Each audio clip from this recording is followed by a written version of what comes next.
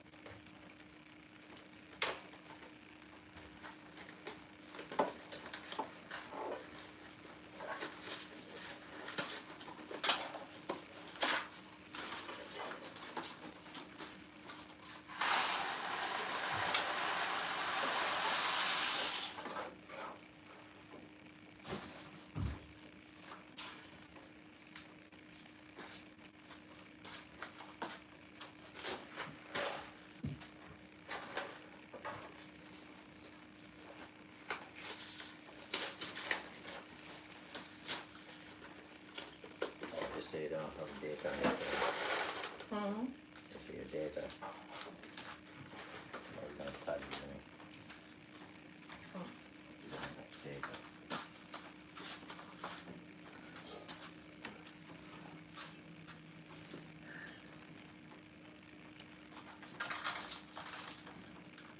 Hello everyone.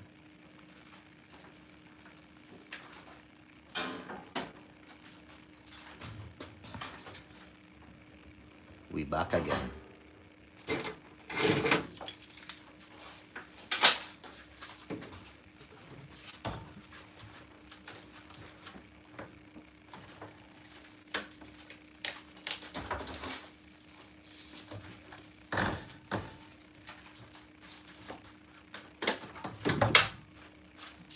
Excuse me. So.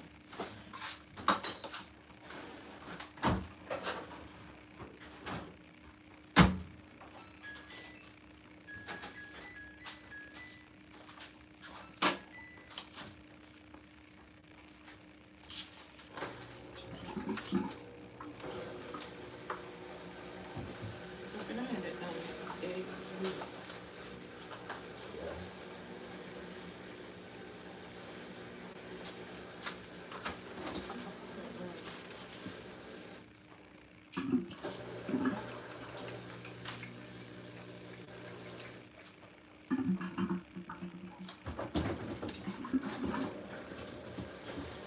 I just need two. Two. Mm-hmm.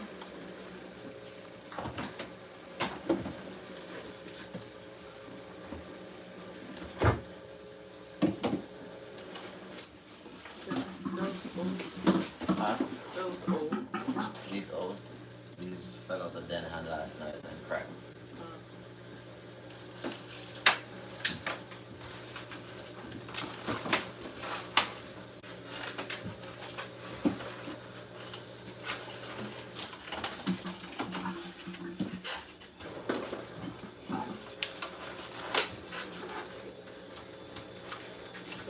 crack them into a cup just to see what it look like first. The plastic cups. Paper.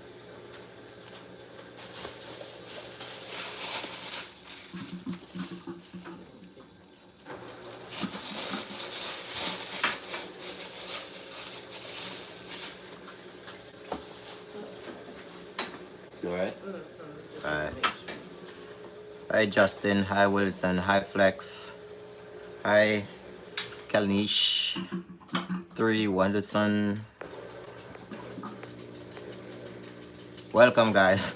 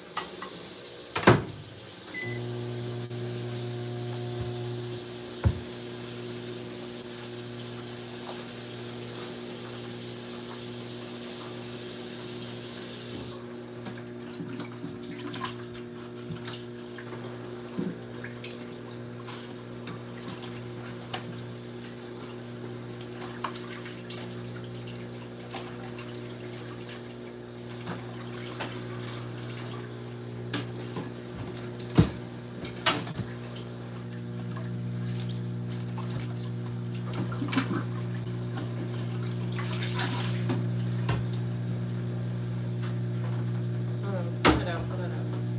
Pull it out. Pull it out. Pull what out? This? Thank you. Sad.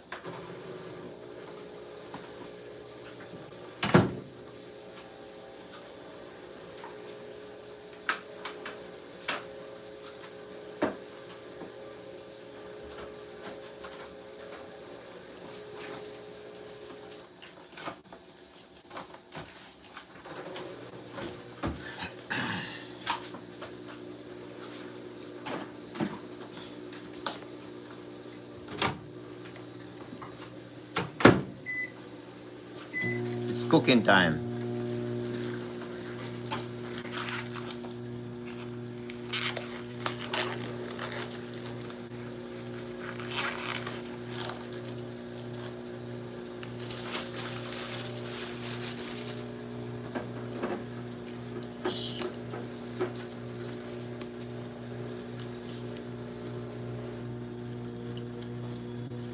Love, love, love.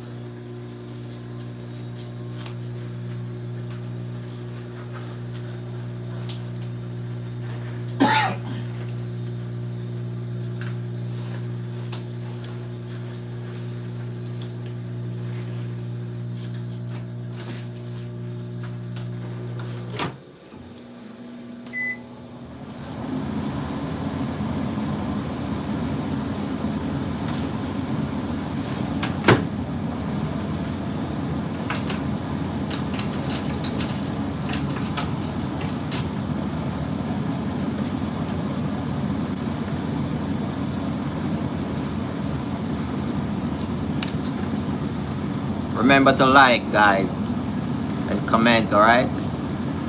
Good vibes, yes, good vibes, Mr. Powell. Good vibes, good vibes.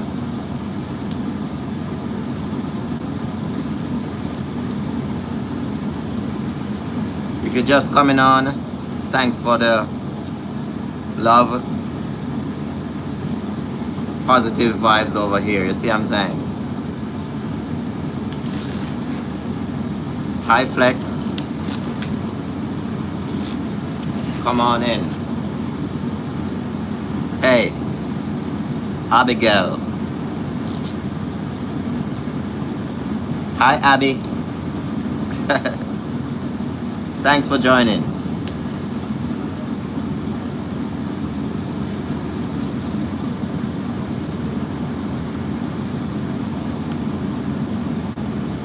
Tom 222. Hello. Of course.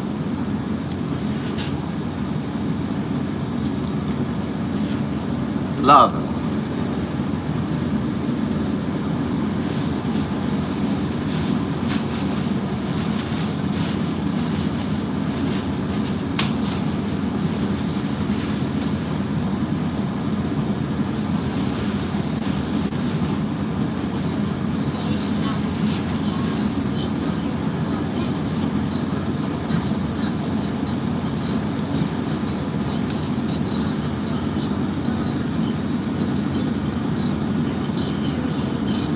Lots of fish.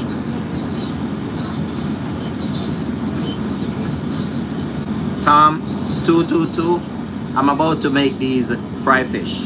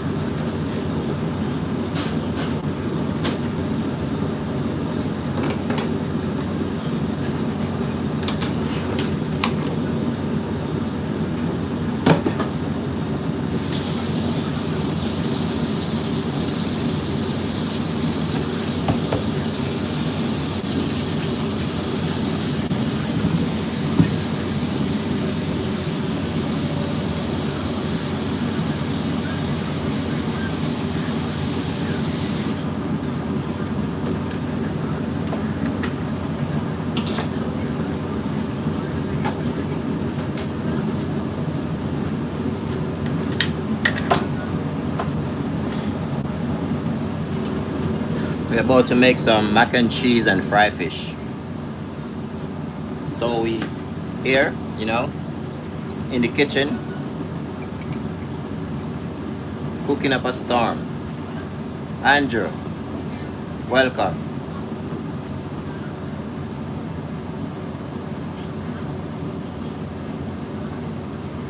I'm not watching anything. I'm in the kitchen cooking. Andrew, blessings. Of course you can have some of this food. Life with cuz 00. Oh.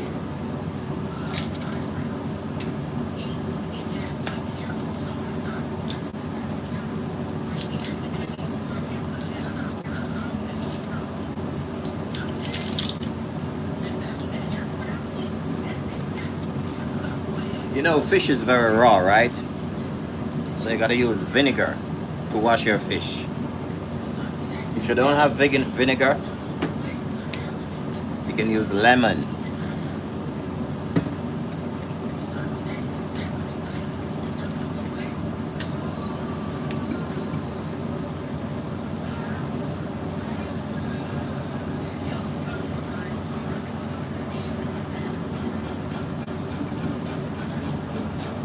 Look like you can drink it.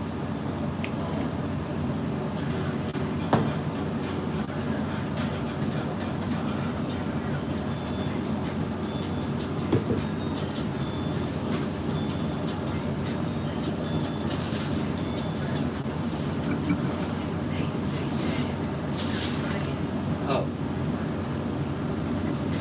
What you tell me? Delicious, you said. Sorry. Yeah.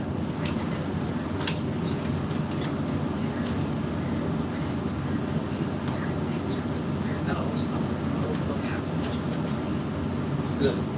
It's seasoned too.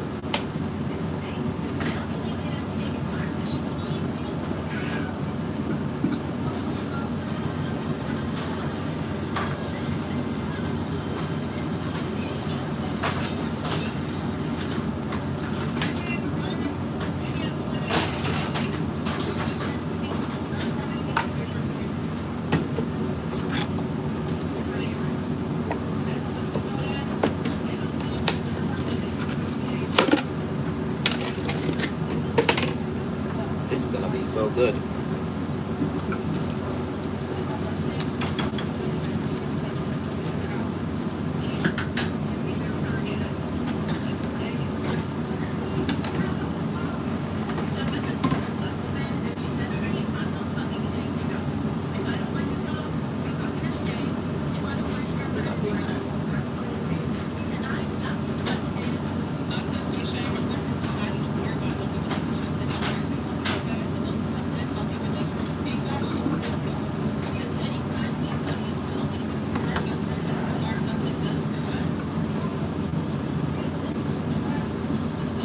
Zaza, welcome.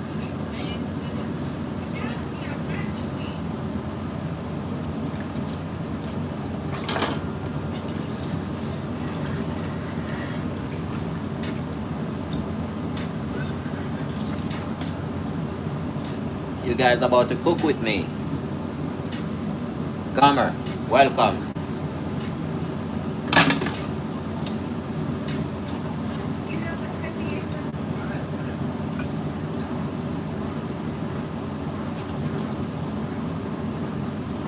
I'm using lemon and vinegar to make sure to cut all the rawness out of the fish.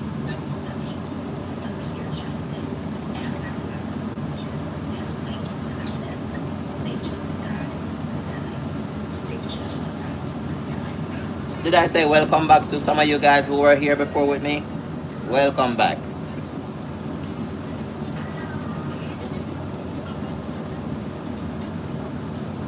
Thank you for the sub. Thank you for the sub. I am very happy.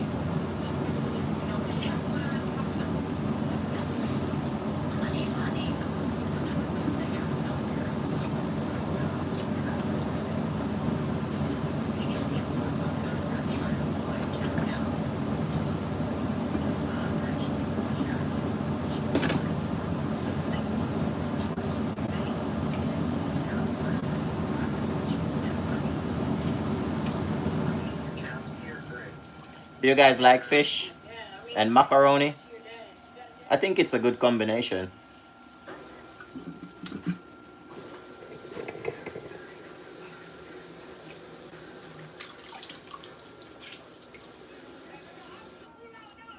God bless you too. Divine blessing for you.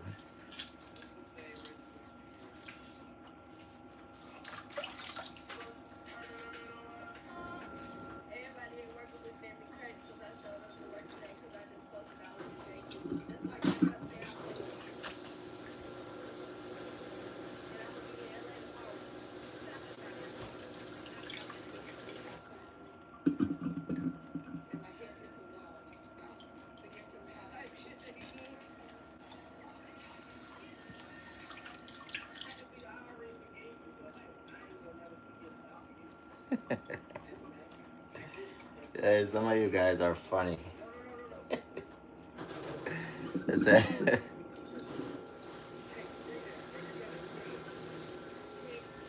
No, man, I'm not doing dishes. I have a big pot right here. And I have about 8 fishes in it. About to cook.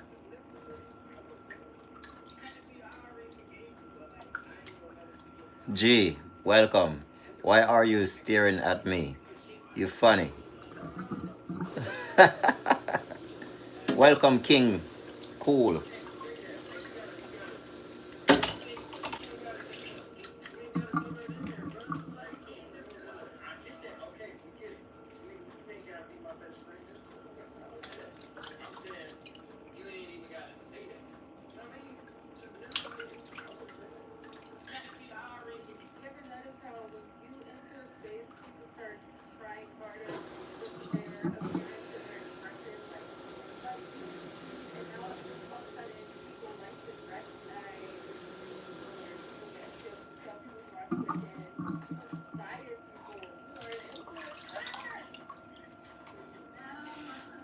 So even though when I bought this fish earlier, they already clean it and scale it, but I have to take it home.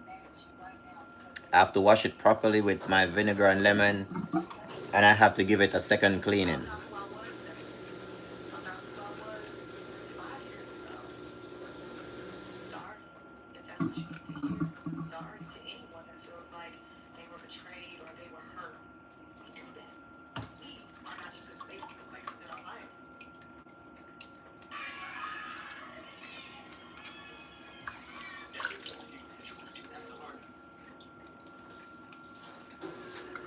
Do you guys eat fish head? Oh, jeez. Some people don't eat fish head. Me. My wife don't eat fish head. It scared her.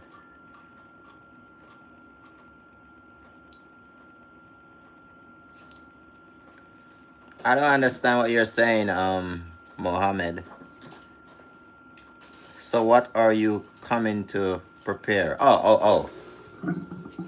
I'm going to prepare some fry fish with macaroni. So my wife is making macaroni from scratch. Motivational message for today. So, today's motivational message is remember to prioritize. Thank you. At the end of the day, no one will have you like you have you. So, you have to make So actually, this is not catfish. These are whitening. can manage being a bit selfish sometimes. See? Because you can't pour out from an empty cup. So how would you These are whitening. if you have nothing left for yourself? Take the time to journal, to process your thoughts, your feelings, your emotions, and never make you feel less than the program. Because you're just that bigger than the program. Always have that type of self-confidence to know that anywhere you step in, right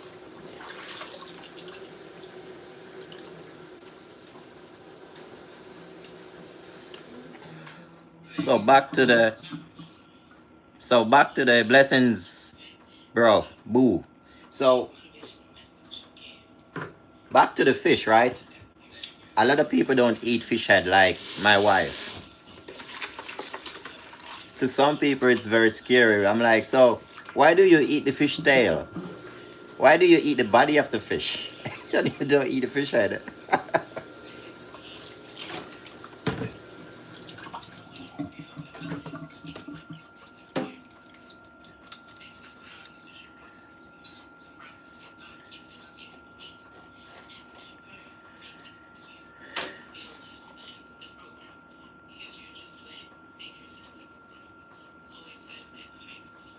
Oh yeah. Oh yes. Yes, I eat catfish.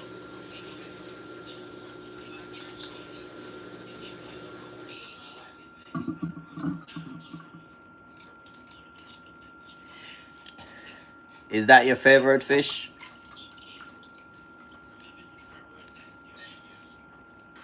So you're eating Nemo? Oh, jeez. Yeah. How is my day being? My day is good. You know, I get some good sleep this morning. For most of you here know that I have a newborn baby. My wife just delivered 2 weeks ago, so our son is two weeks old. We have a 10-year-old daughters too. Actually, we have two 10-year-old daughters. I have a 16-year-old daughter, a 4-year-old. So we have kids, man.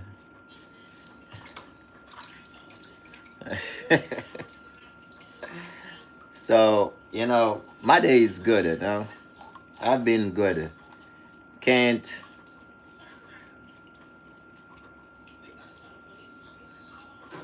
can't, we can't afford to be stressed out in these times, man.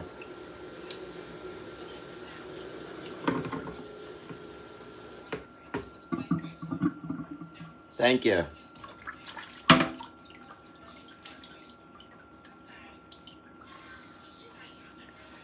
No, I'm not gonna bake these fish. I'm actually gonna fry them. There's many ways we can make fish. We could you could steam fish. I wish I was baking these though, but I'm not gonna bake them today. How I like to bake my fish? I like to bake my fish on a grill in file paper, and I like to put like collard greens and stuff like those in the middle of my fish.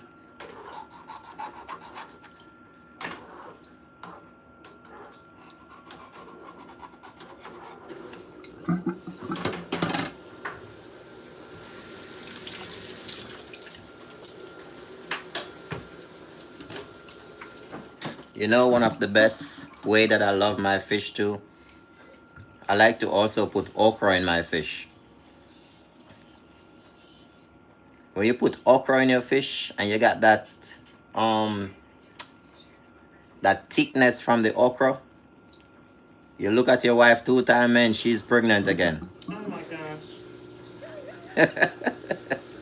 You know that okra is good for your sperm count. So if you're trying to make a baby, guys on here, all my brothers, if you're trying to make babies, your sperm count is low, you could eat okra. It's good for you. It's good for your sperm count. You could steam fish with okra and all those stuff, you know. Build up your system. You could blend ripe banana. You could blend raw peanut together and supplements. And all those stuff is good for you, man. If you can't get it up, yeah, raw peanut is good for you. It's good for your Jonathan. For real. I'm not a doctor. I'm not trying to give you guys any remedy or recipe. I'm just telling you guys what I know.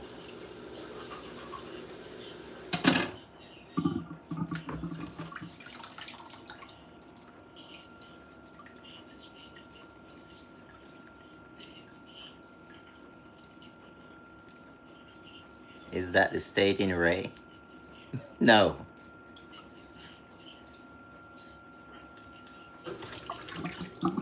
Oh, this.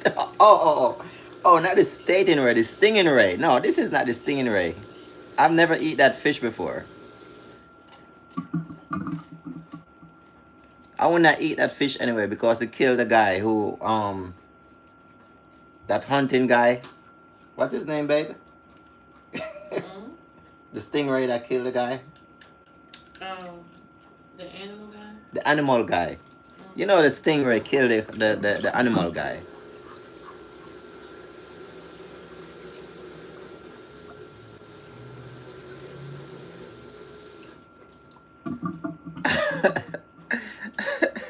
Do you going to Nino that going? No, bro. Yeah, y'all funny. Y'all so funny, man.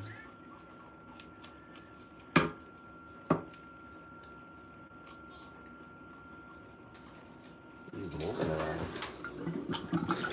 Hey, Pinky Butt. Hey, Mommy Baby. Pinky Butt. Pinky Butt. Hi, baby. Hi, Mommy Sheep. Yo, these fish are like $6, almost $7 a pound. Are you awake? Papa, are you awake?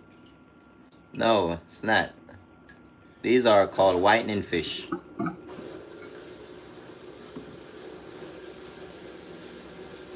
These fish, they taste very good. They just like a red snapper. If you guys know red snapper, these are like red snapper. Taste very good.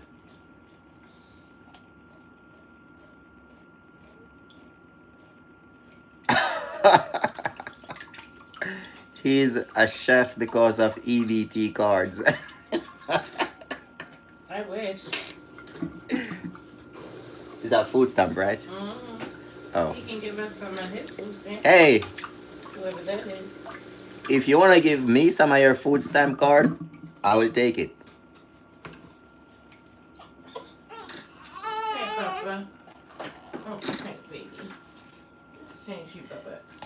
I will take some of your EBT card, especially right now.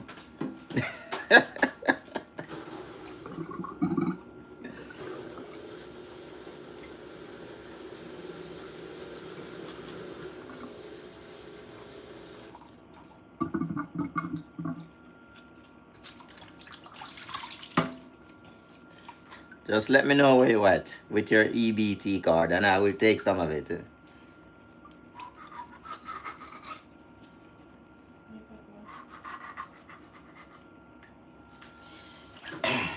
But guess what? Ain't nothing is wrong with EBT card. I see how it helped the people at the store.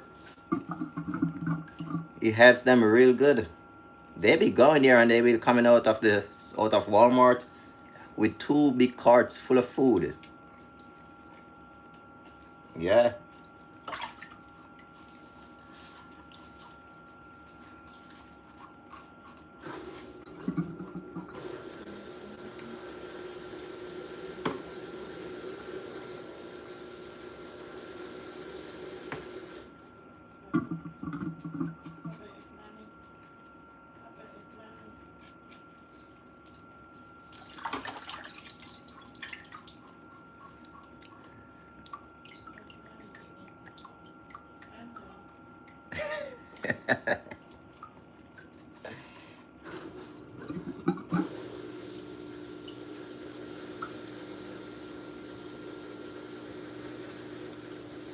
Oh, you can put the EBT card on my Cash App.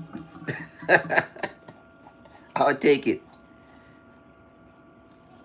Cooking from jail.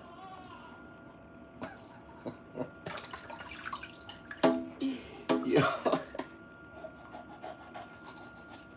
I don't think they get the chance to cook any fish in jail though.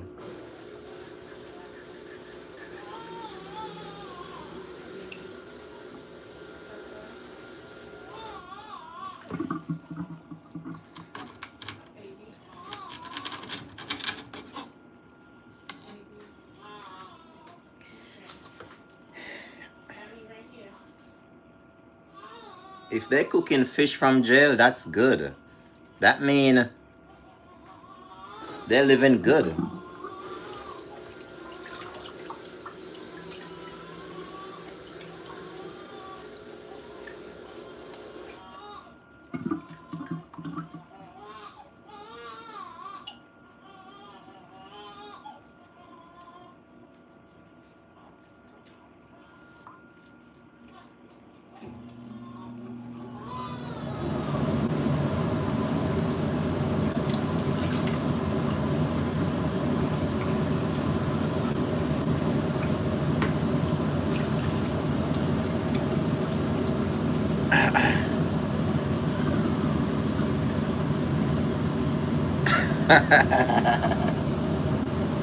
No, no. We can't eat Dora the bluefish. No way.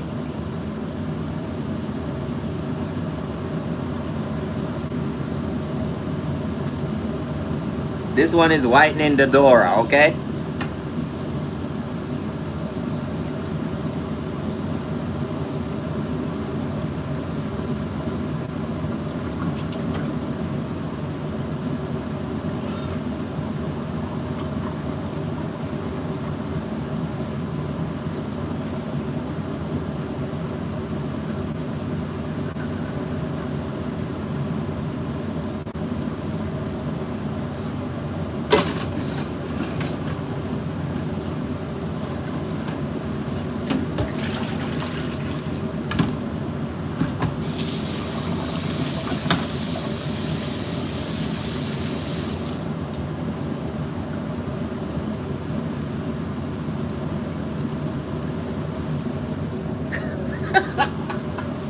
So hold up, man. Dora the bluefish is your family? Yeah. Is it Dora the bluefish or this whitening fish? Because if any of these is your family, they're surely going in my belly tonight, okay?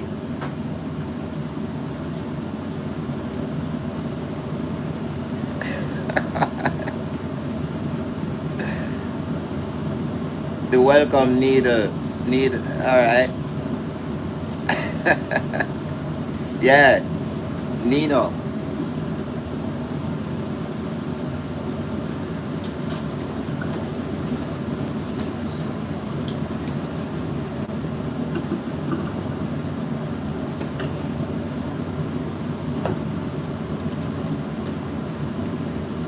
Y'all guys are funny, y'all.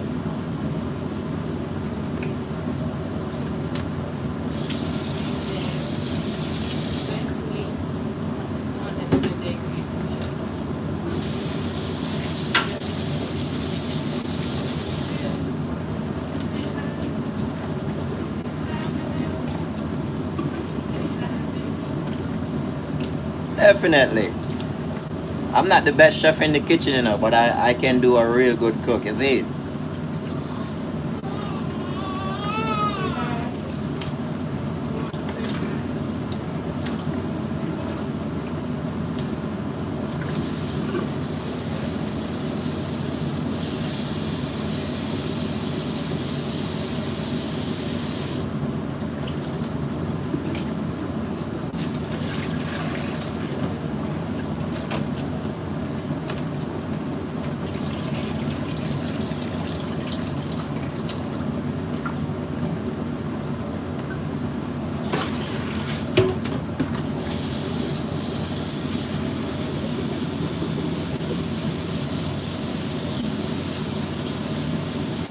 It's great sense of humor, man.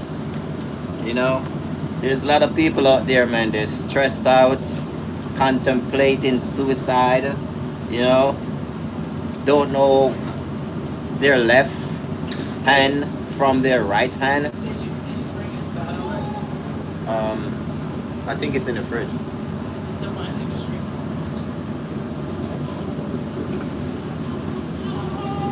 Was it in the restaurant? No, the one he was drinking in the club. I think it's in his bag or something. Baby. His bag is in the living room. My son is awake now. He's crying. He said it's time for him to eat.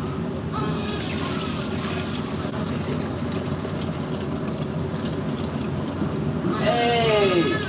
Hey, Papa!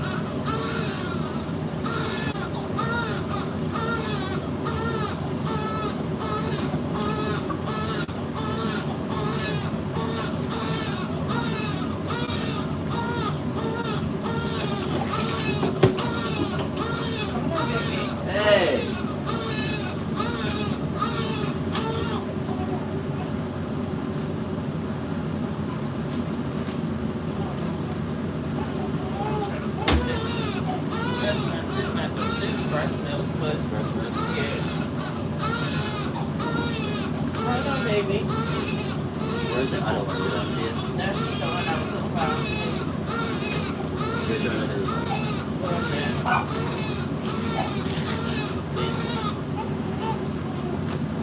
think the other one might be in the car.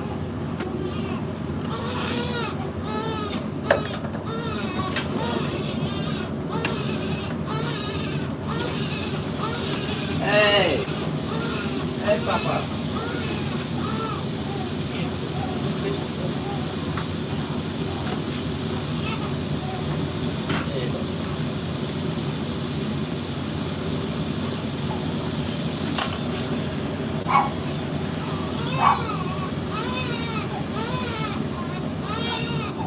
Hey, Papa! Hey!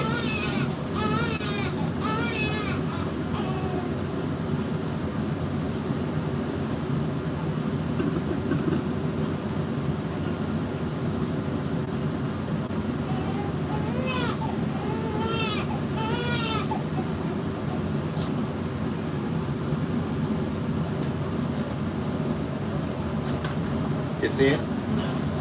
You look in his bag. There. What's that right there? You said that's the breast milk?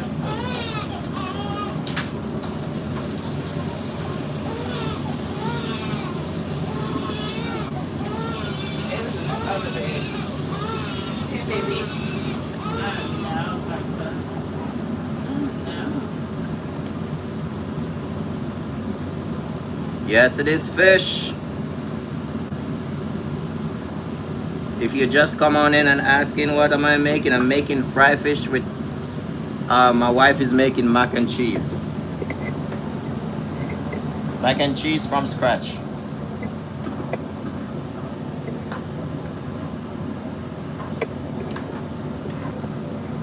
See? Zoom it up.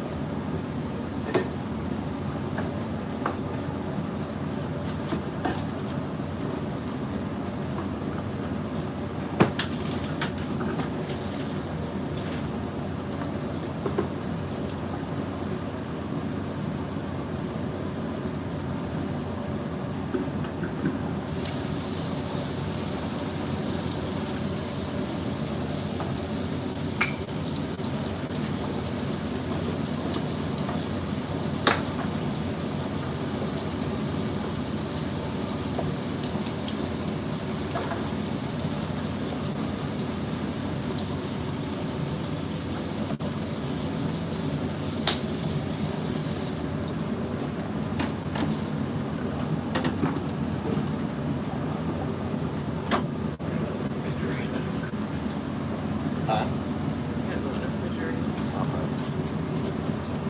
You see all my seasoning right here?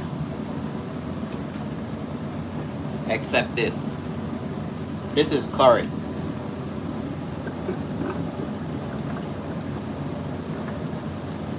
So this is all my seasoning.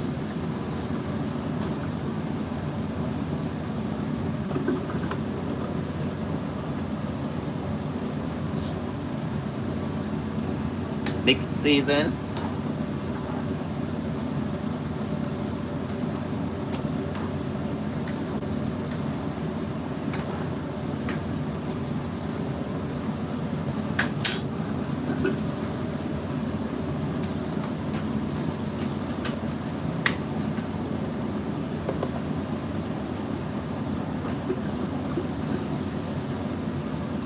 Good old guy, all purpose.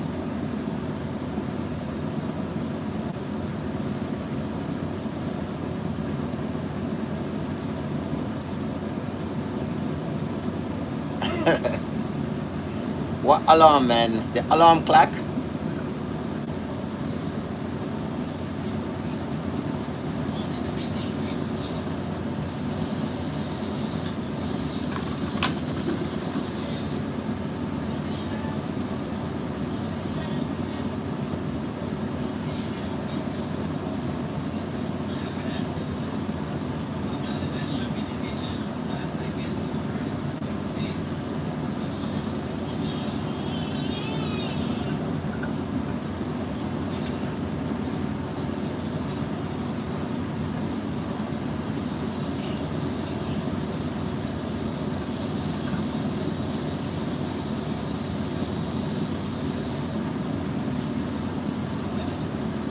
Best way to season your fish, you see this cut right here? Make sure you put the seasoning in this cut right here. Yeah, my crying son. Anytime he wants his food, he cry, man. He don't play.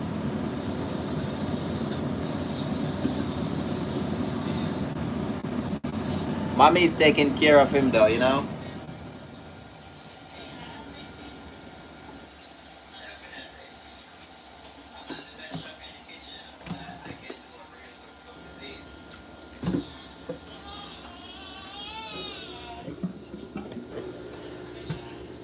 hear Malika in the back.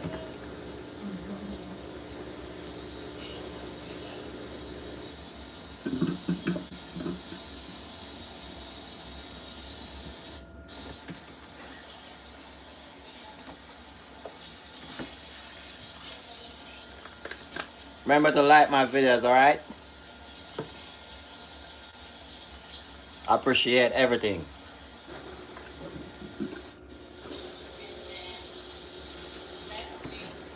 I appreciate you guys. You make me laugh today. I ain't gonna lie.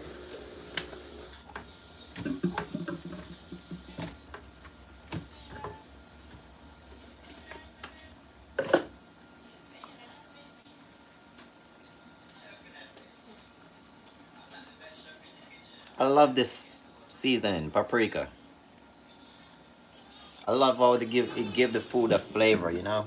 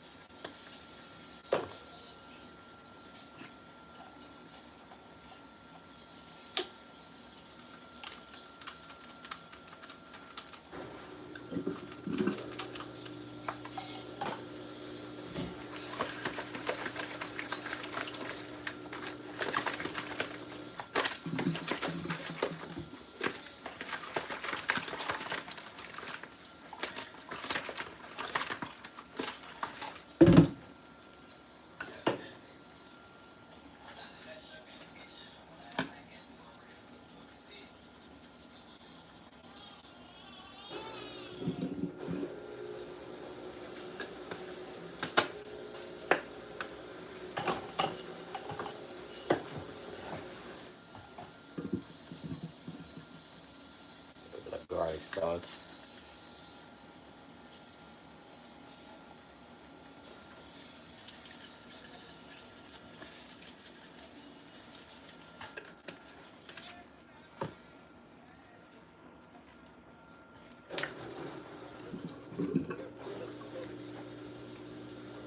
So even though I'm gonna fry these fish, right?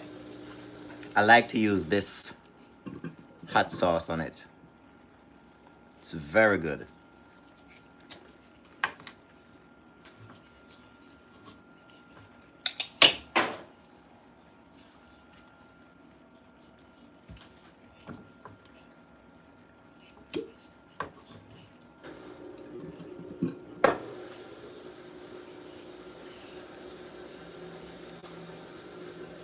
I take this hot sauce and I put it in the creases of the fish. So you get that real authentic flavor when you fry it.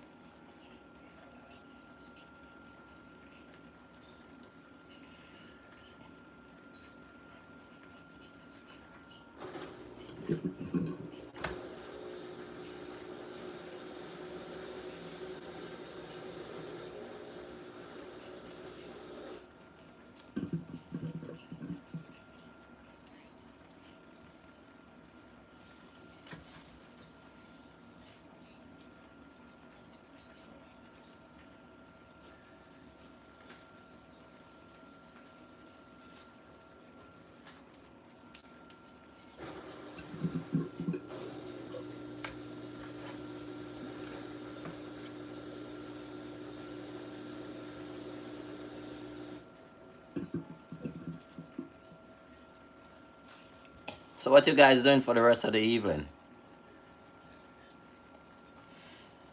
Nah, I can't use the curry, man.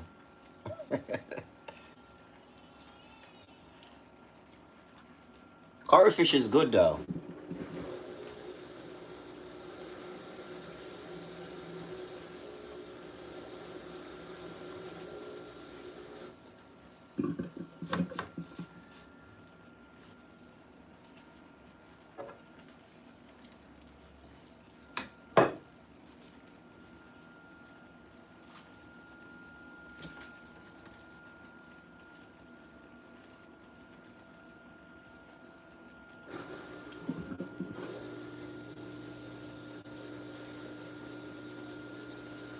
Back home when I was in my country, I used to use curry, but that's when I was making the small fish that called gadame.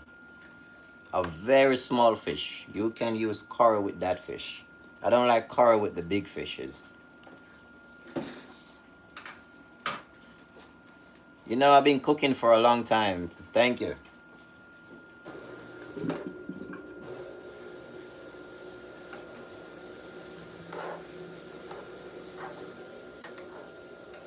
So to get the seasoning,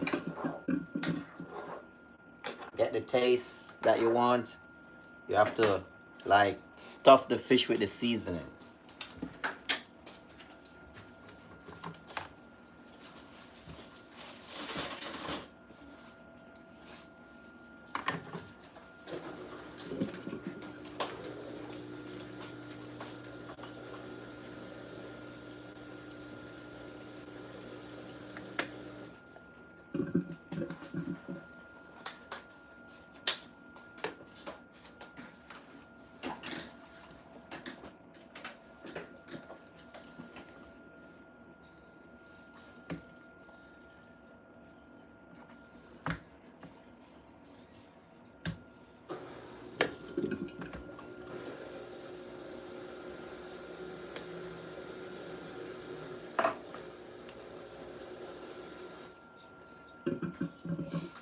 I use parsley and everything.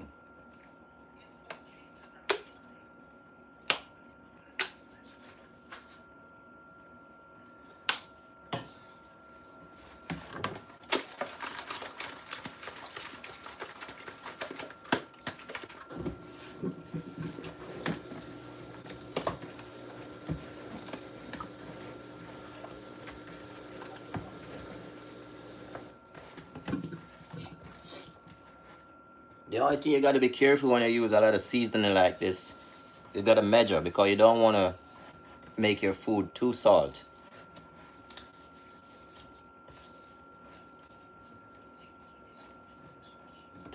Yeah, I like that guy.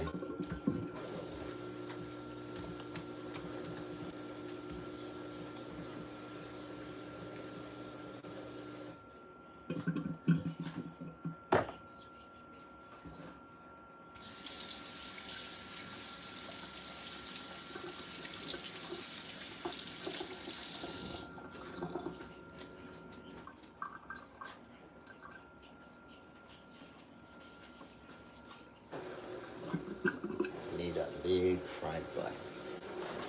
Yeah, one more. Yeah. This one can hold like 4 fish in it. You alright?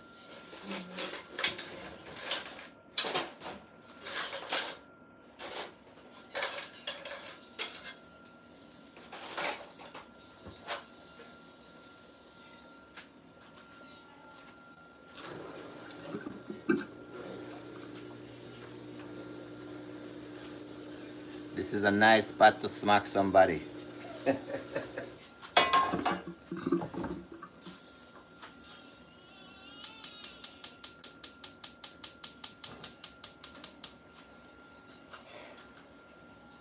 So, got my frying pan on.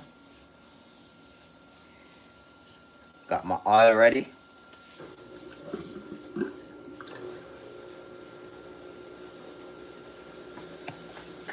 You have $300 if I answer what question correctly. What is the question? I see chat. Just type.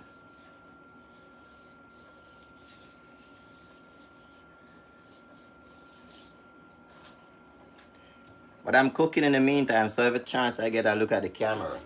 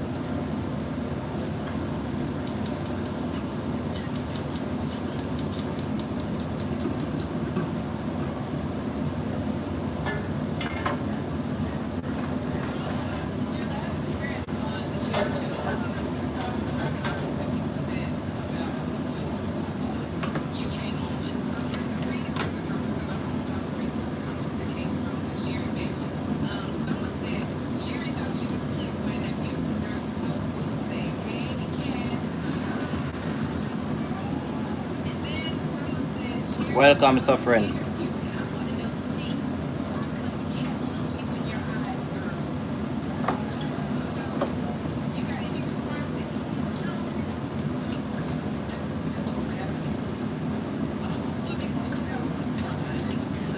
If I do not respond, that means I did not see what you type, all right?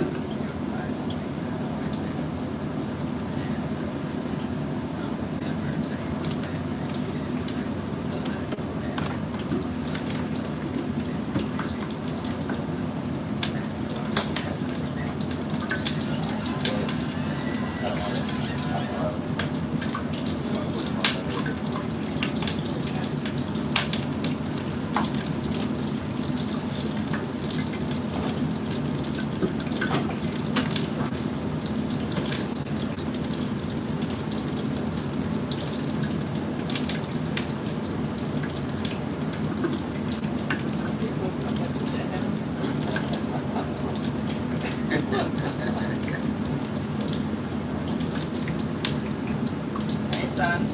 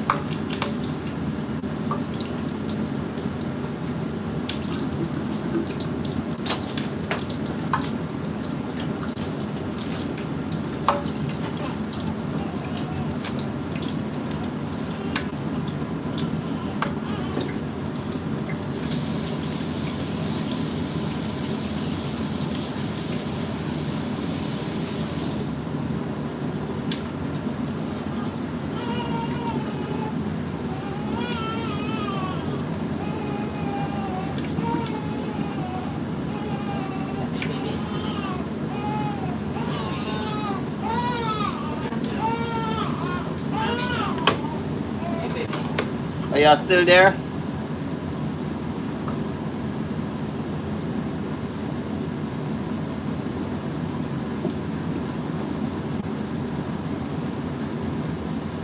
So.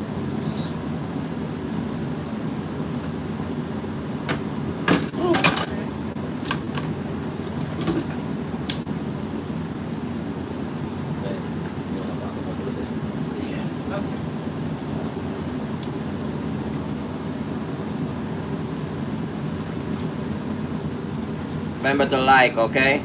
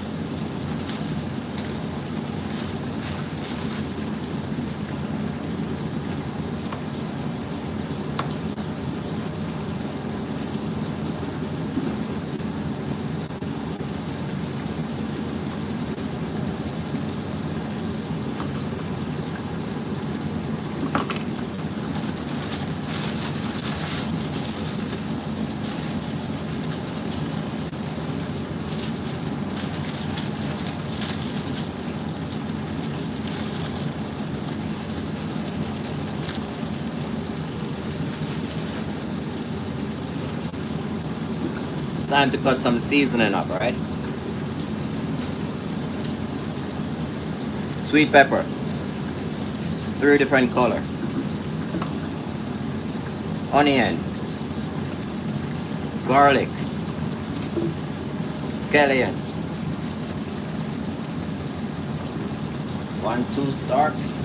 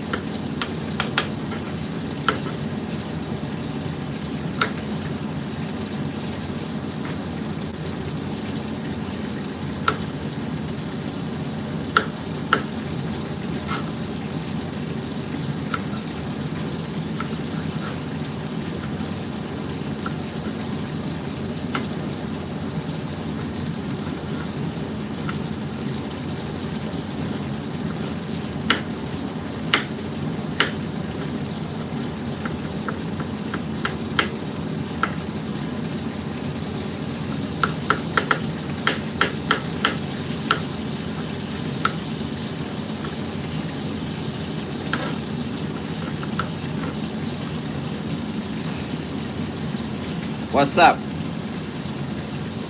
Timer. Kimura. Let's go. Yeah, I'm cooking.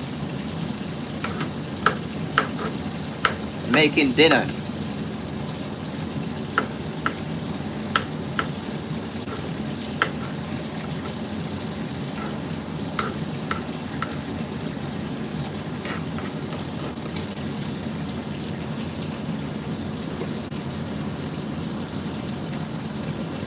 Fry fish.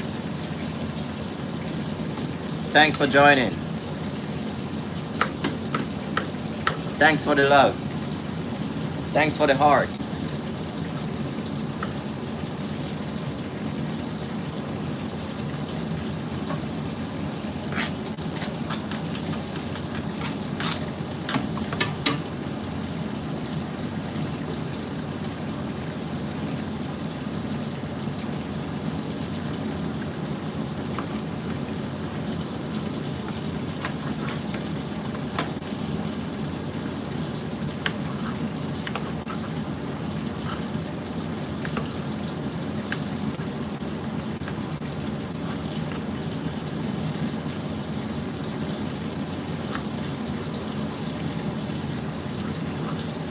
Share out my live if you can.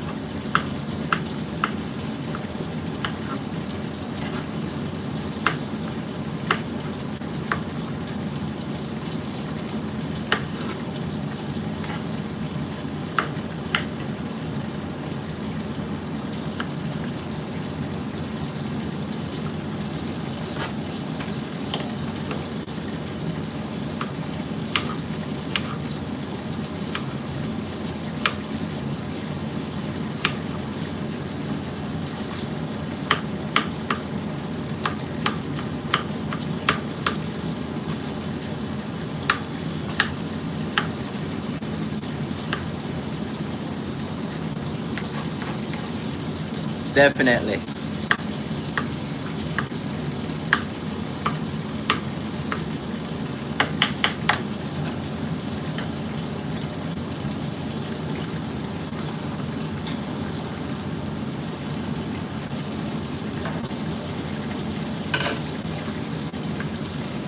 It's going to be delicious.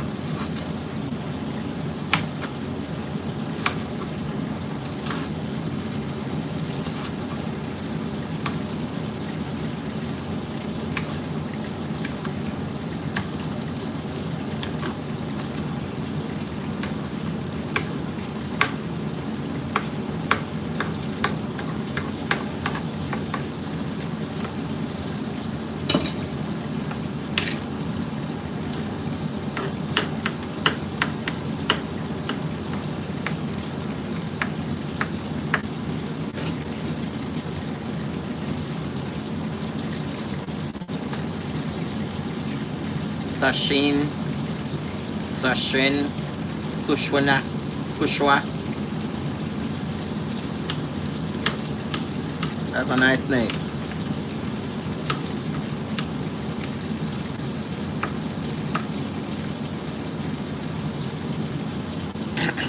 I already cracked the windows open. They're probably gonna be lining up at my door.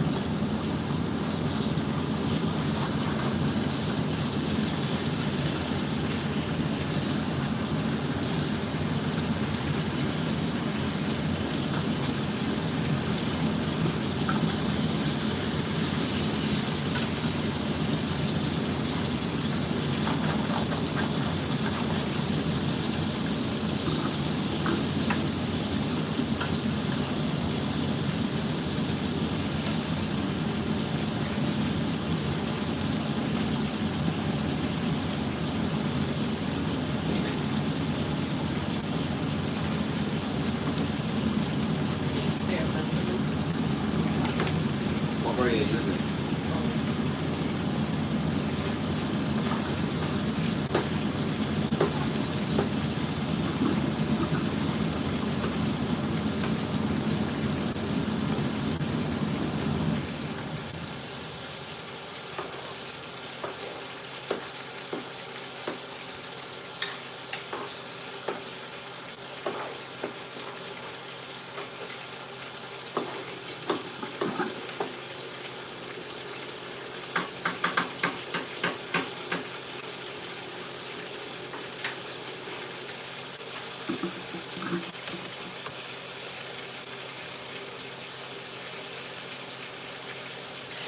No, it's not Indian street food.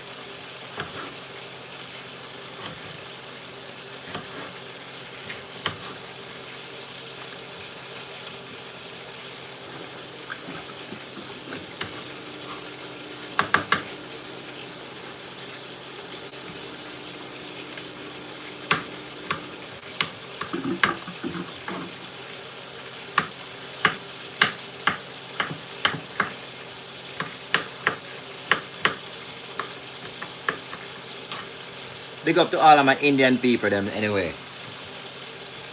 I eat Indian food before, it's very good. But not the one on the street. I've never eat that one.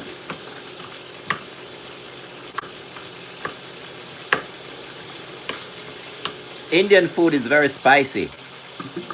There's an Indian store. You remember the name of it there? There's an Indian restaurant nearby where I live. It's pretty good, man. Pretty good. Very spicy.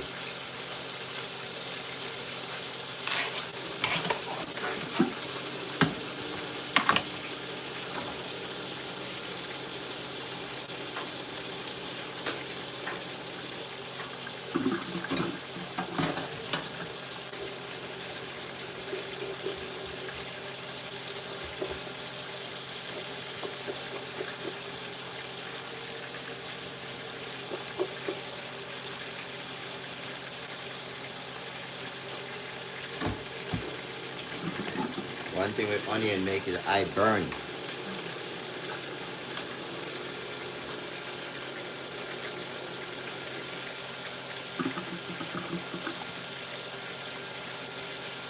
Thank you.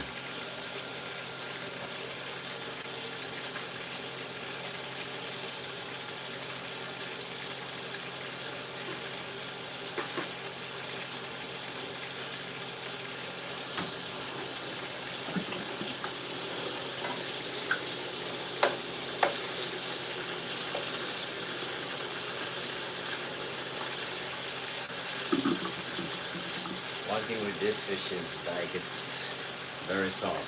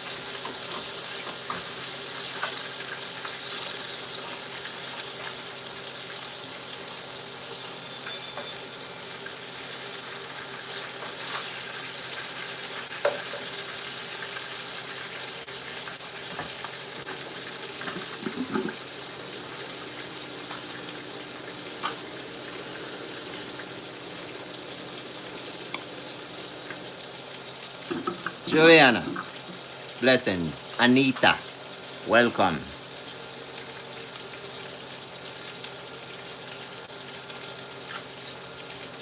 Can't wait to get this mac and cheese out.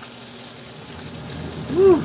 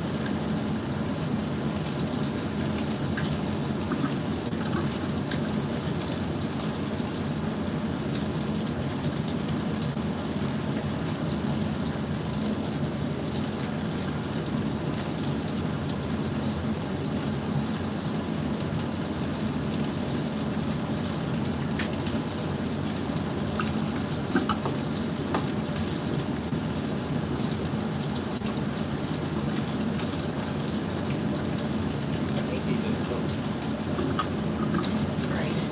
Huh? Drain it.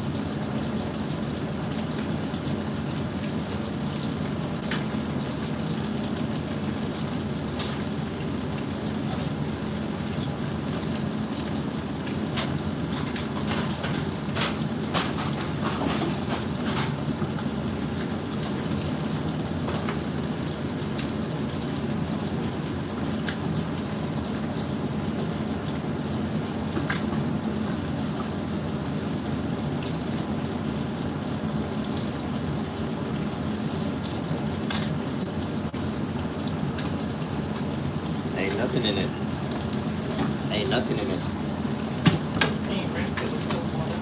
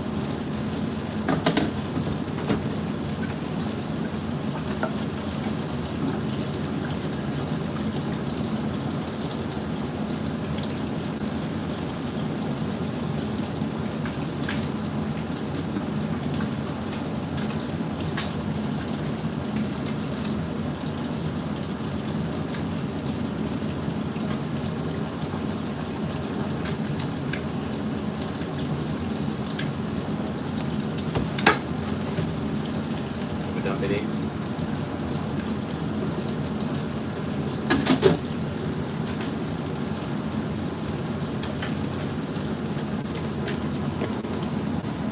You guys still there?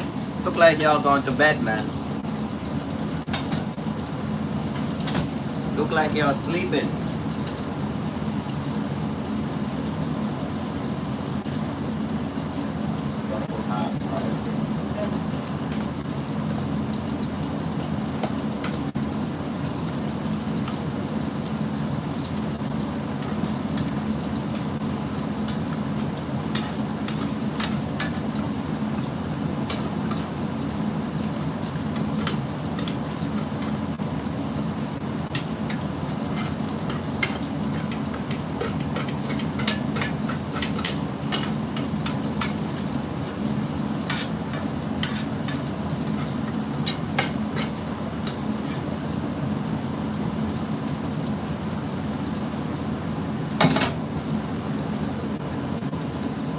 Mac and cheese.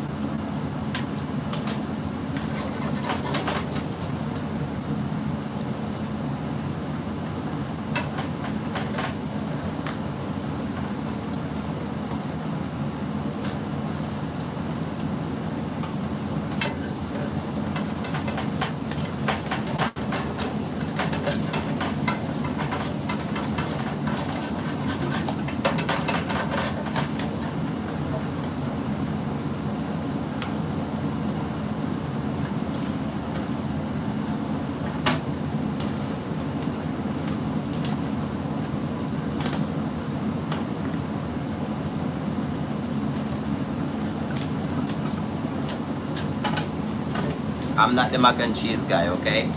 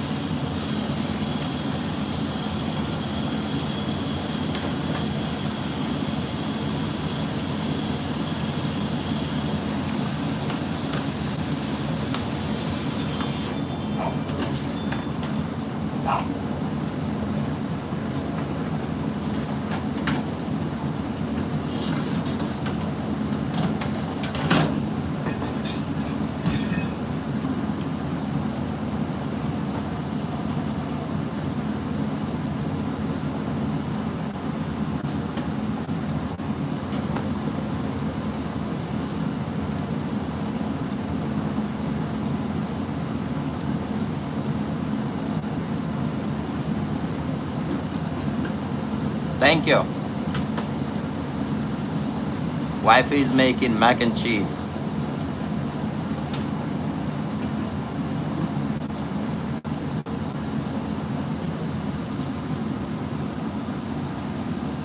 Happy birthday to you. I'm a Nick Greek. Happy birthday. The hell?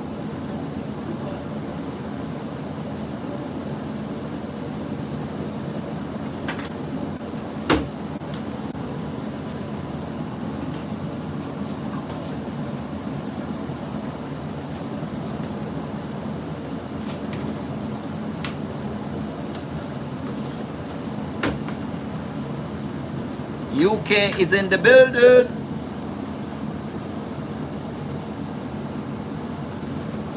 I wanna wake up my son, so I gotta take my time making noise.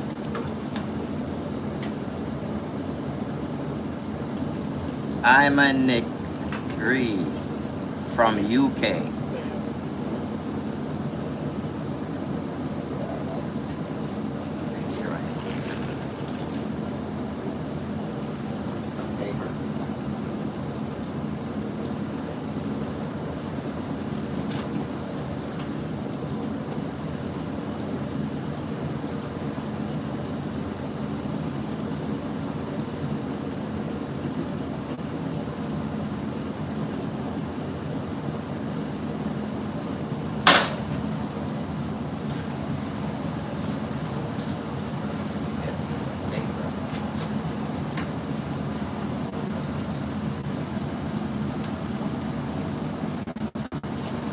Thank you.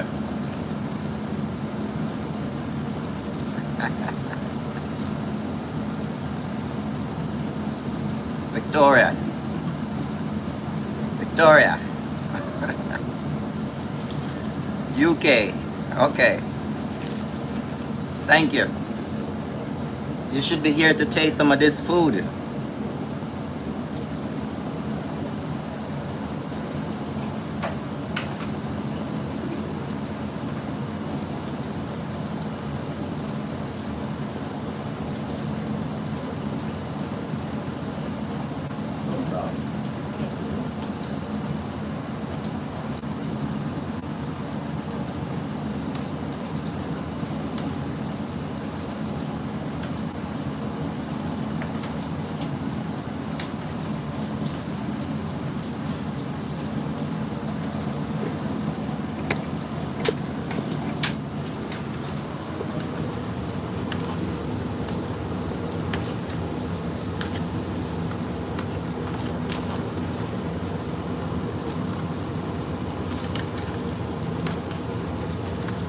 That's some good mac and cheese, babe. I could eat it right now.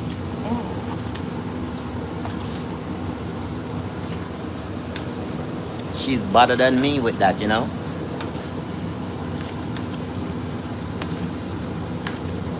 Oh, I gotta take this stuff out of the oven.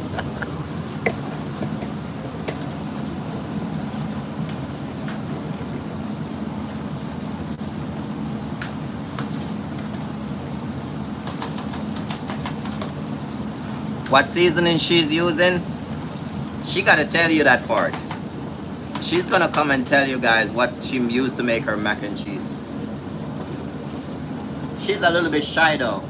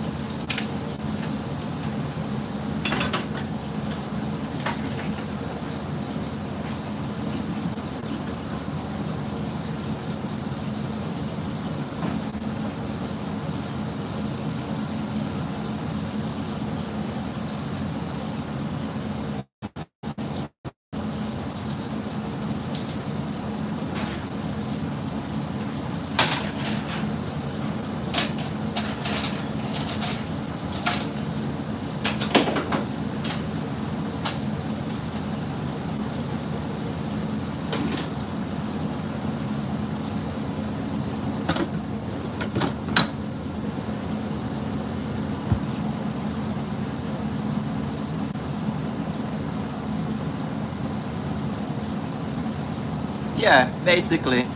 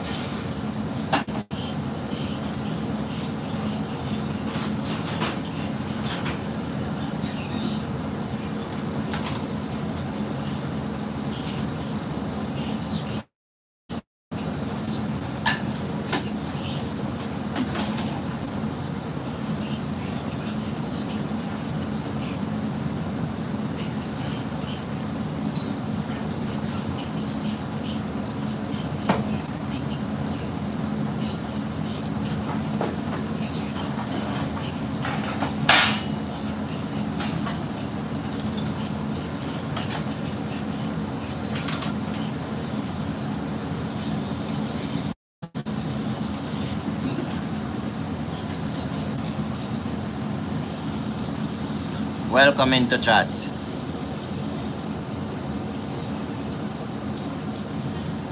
If you're just coming on, thank you for joining. Cheese and heavy cream. Yes. Also, what's that milk name that you use, babe? Evaporated milk. You boil your macaroni. It's easy, but I don't make it. She make it. I love when she make it.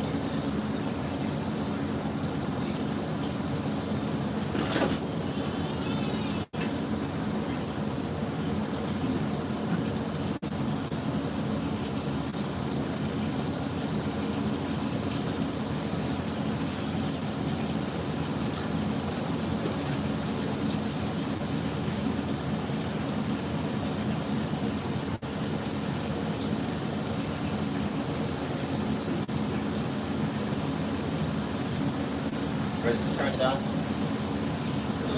Turn it on. Ready? Oh, get everything out of it. Yeah. We'll put it on 400.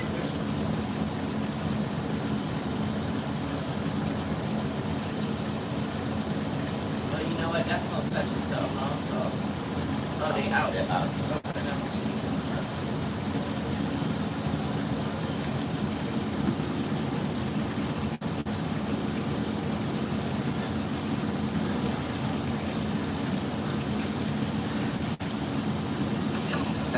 But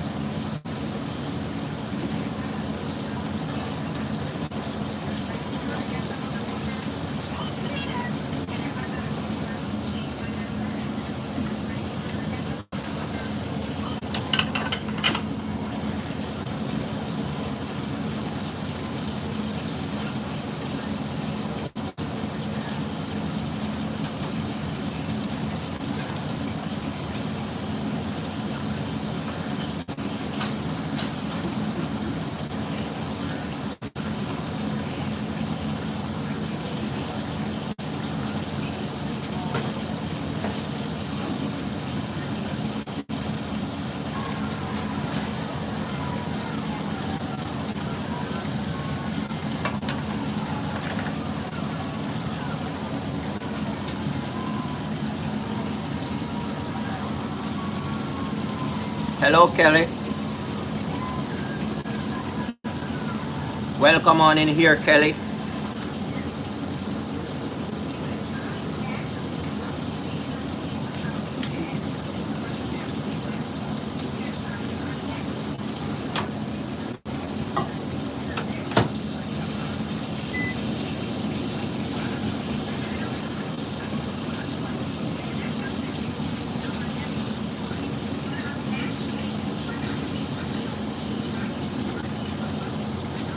Victoria, what are you missing?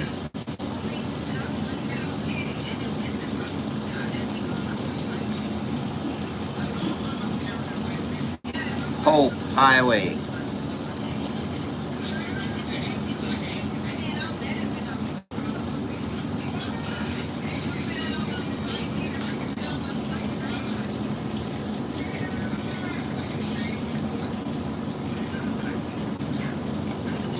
Yes, I have a chance.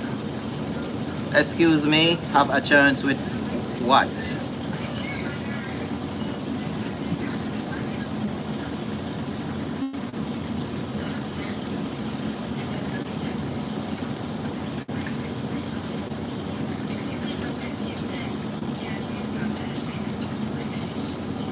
Sashin.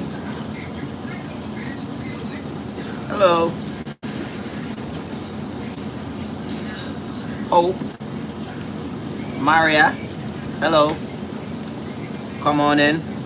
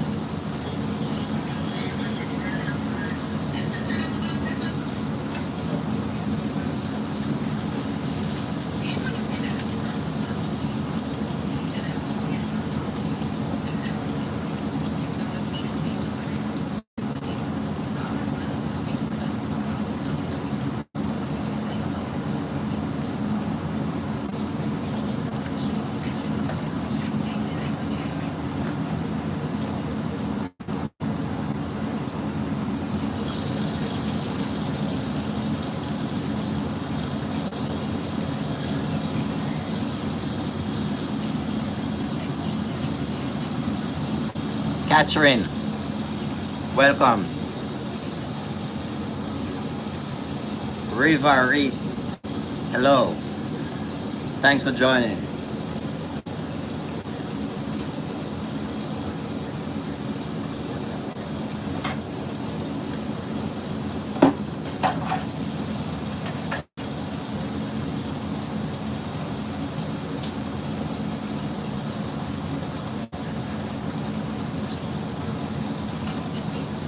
It's amazing. You guys be cooking with me all evening. Remember to like these videos, okay?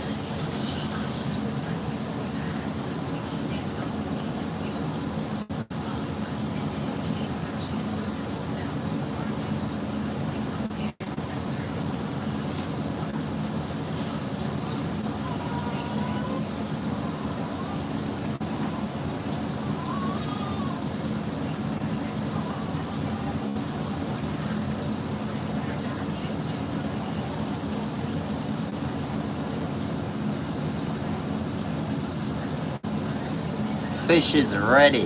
Hello, Kim.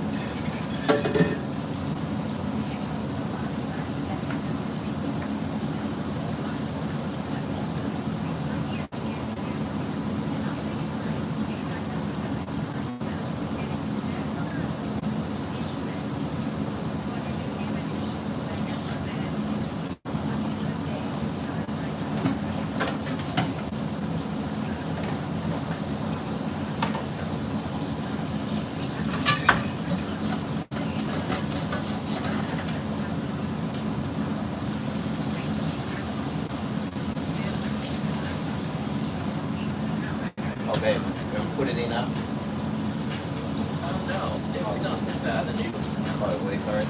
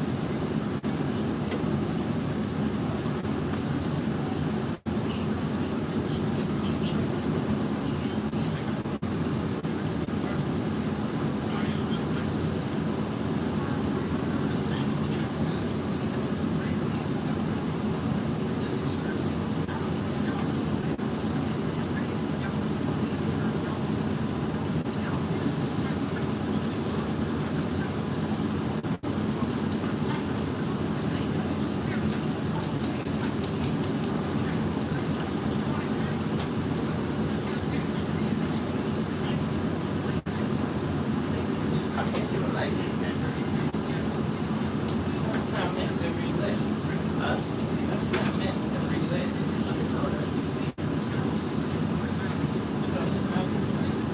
Why didn't I stop? There was a one.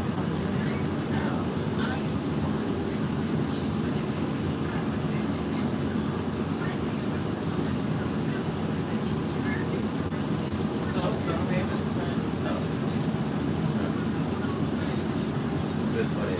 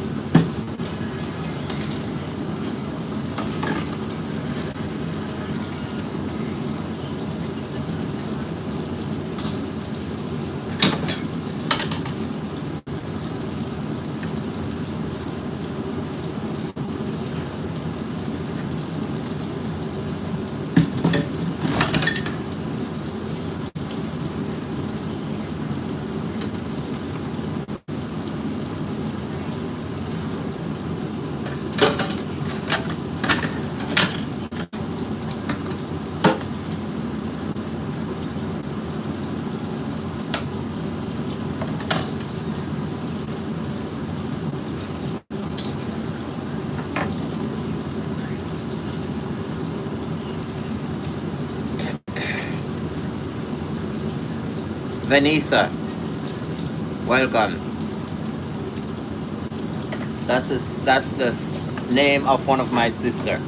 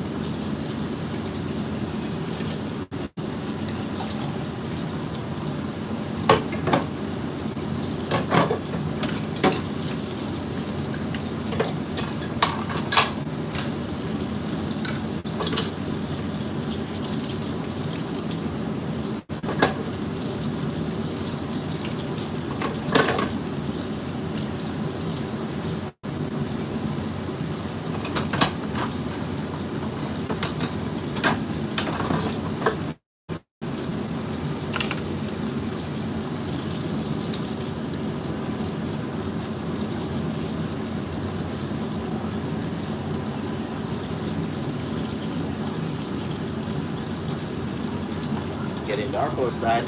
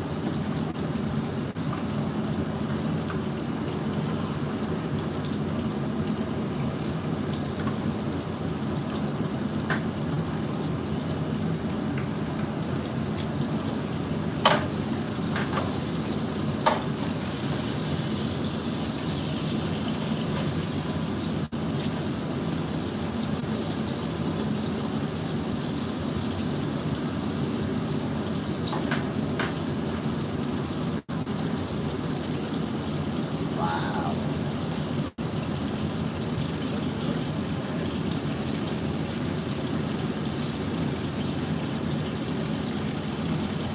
Put that bottle in the drink.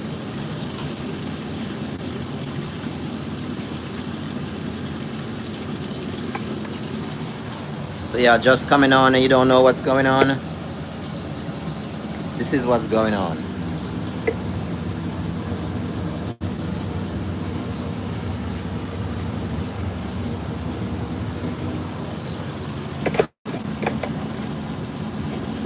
Easy meal. Fried fish, mac and cheese. Simple, just like that. Our son, he's mad.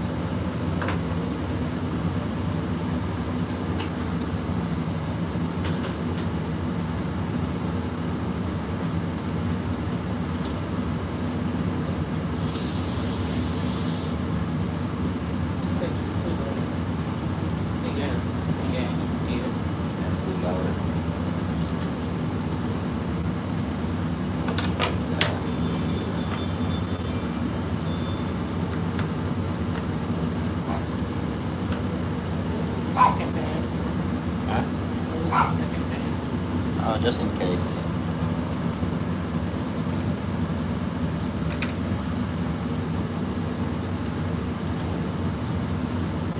It was that better.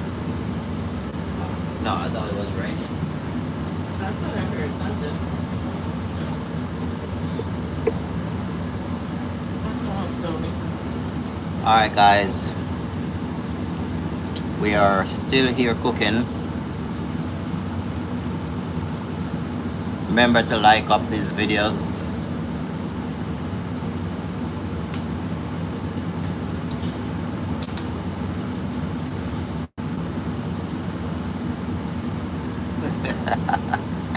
No, it's not. No, that's not a white lady.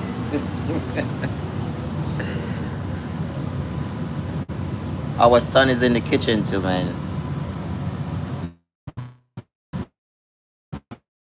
He's cooking. Meet Malachi. See, he's sleeping peacefully. He said we are in the kitchen, so he's in the kitchen. Okay, I don't want to wake him up.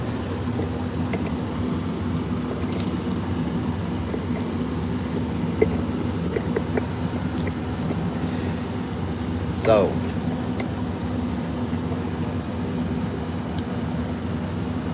the food choice, if you're just coming on, it is fried fish, mac and cheese.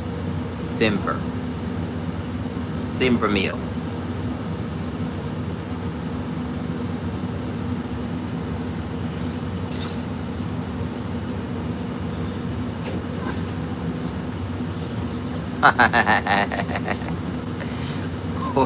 Oh, you funny. DL, you funny. No, it wasn't. It's not chicken. It's fish.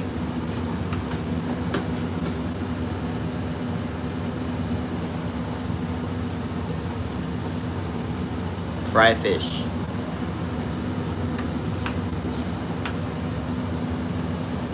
I know you want some.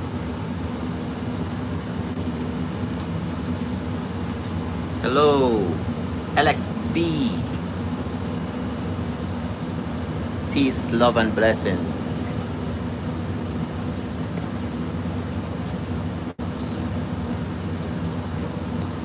Yes, I steal it.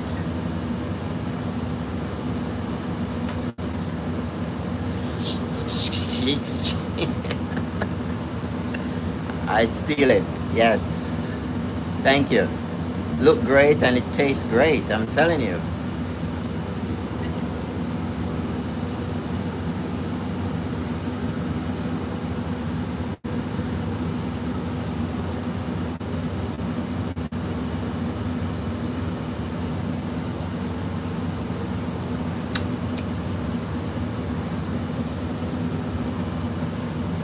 Chef's kiss.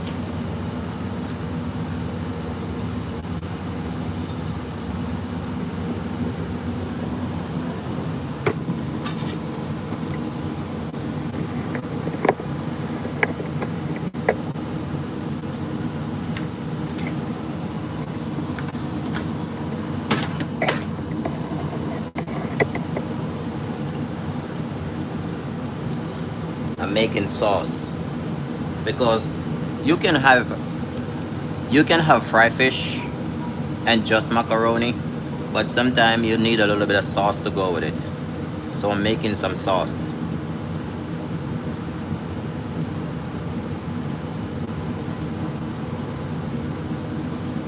LXD, German, Spanish, English.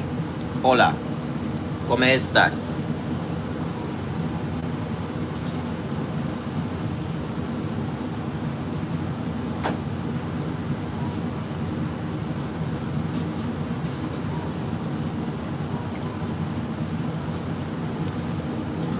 For all the Spanish people here, how should I say? Buenos noches. Yes, please. I don't speak Spanish fully. I know a few words.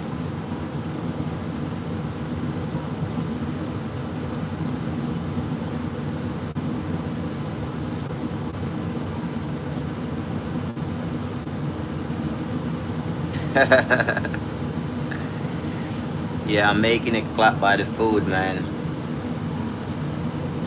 I wish I speak German, but I'm from an English country. I'm from Jamaica.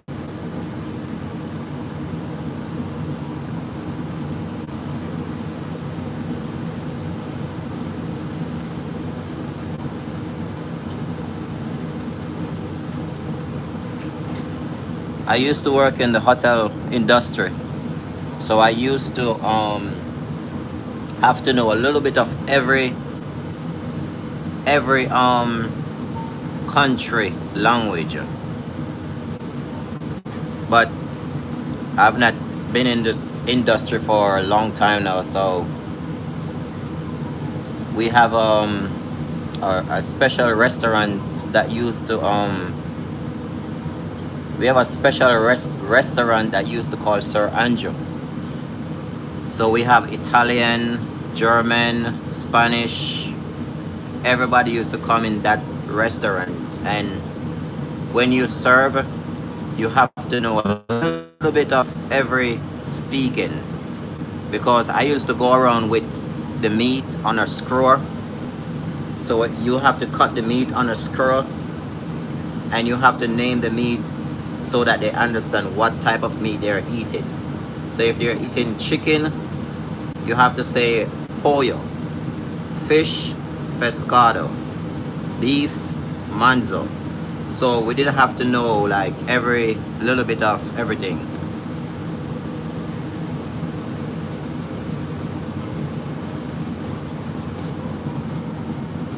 Manzo, pollo, pescado, you know, that's some of that what I can remember.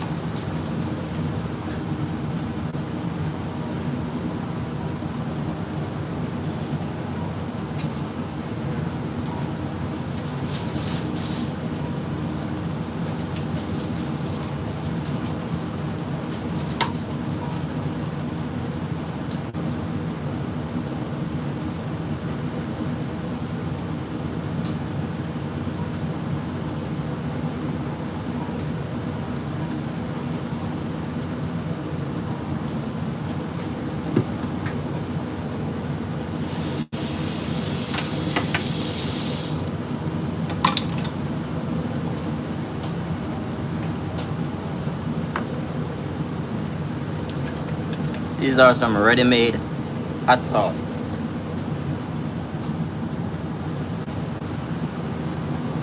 Just give the food a little bit more flavor.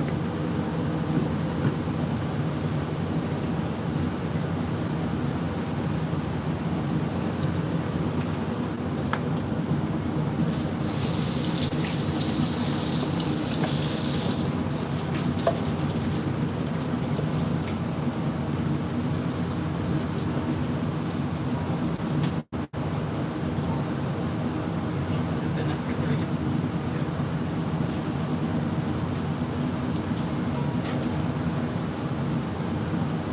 Your birthday, please. Okay.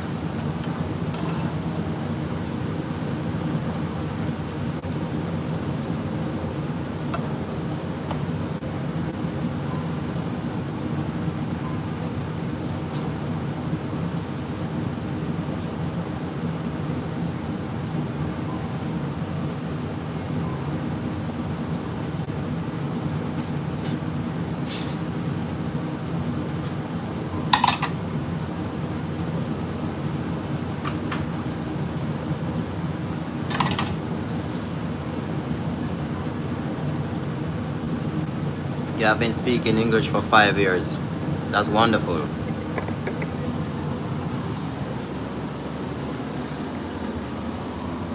So I'm gonna look to see what the macaroni and cheese look like.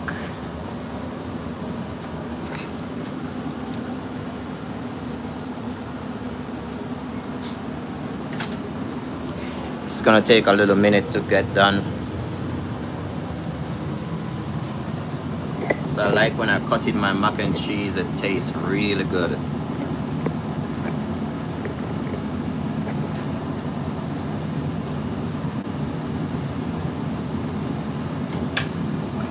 That's my son here. He's only 2 weeks old.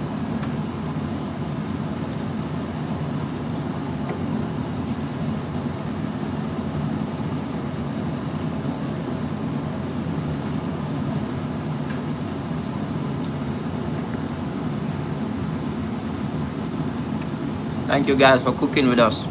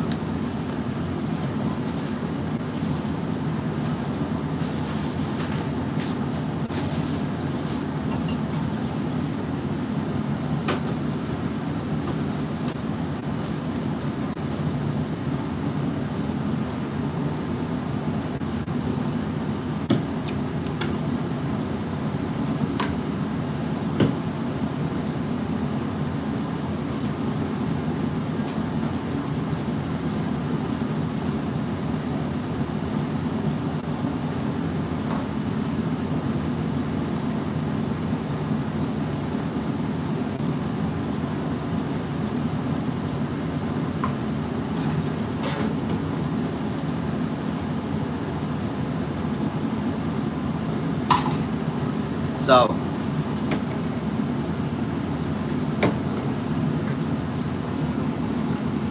boom boom. Peace and love.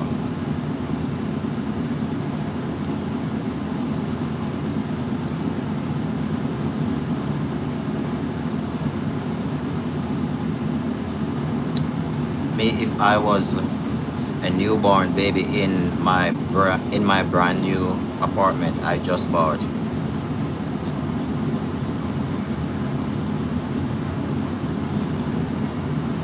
That's a blessing.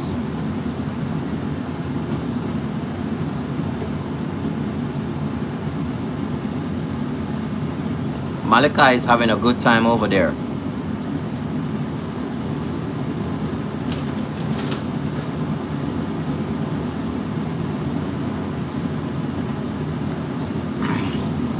You see, when I call his name, he opened his eyes. He's only 2 weeks old.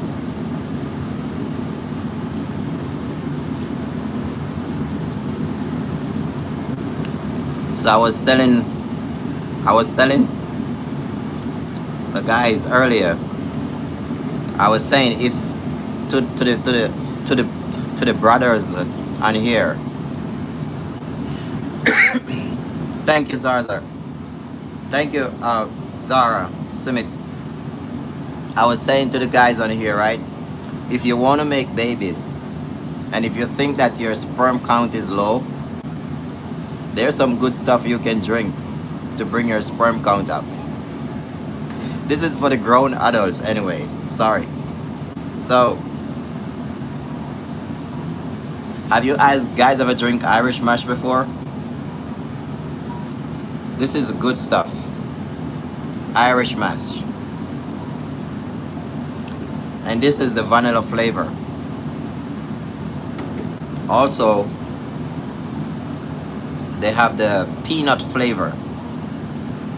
It's good for men. It's good for women too. With this, you can blend this over with raw peanuts, raw peanut, ripe banana, okra, supplements, even even the supplement that you use working out at the gym for the men, you could put like maybe 2 or 3 scoop of that supplement in your blender, and you can blend all of these ingredients together. And don't forget to do the raw peanuts. Where am I from? From Jamaica, live in the United States.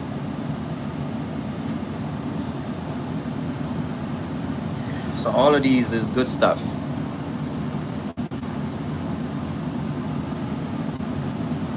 I love the peanut flavor. In fact, I'm gonna blend some of these next weekend.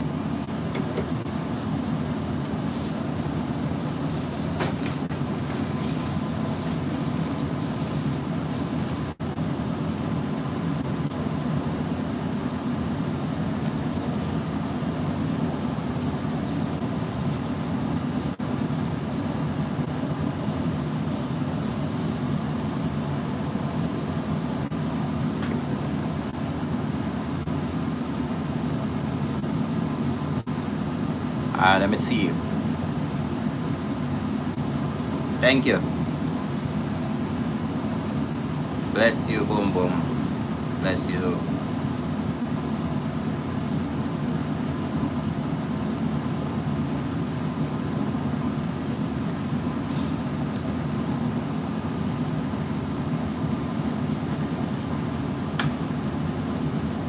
What you guys doing for the rest of the weekend, for the rest of the evening?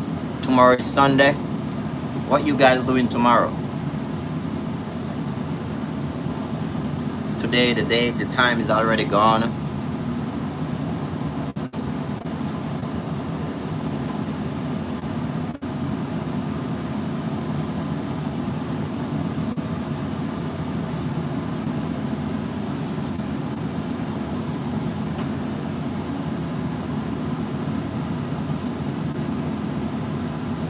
William, welcome.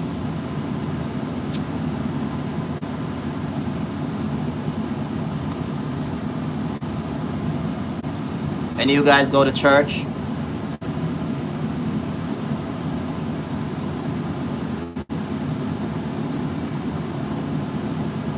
Or you watch church online?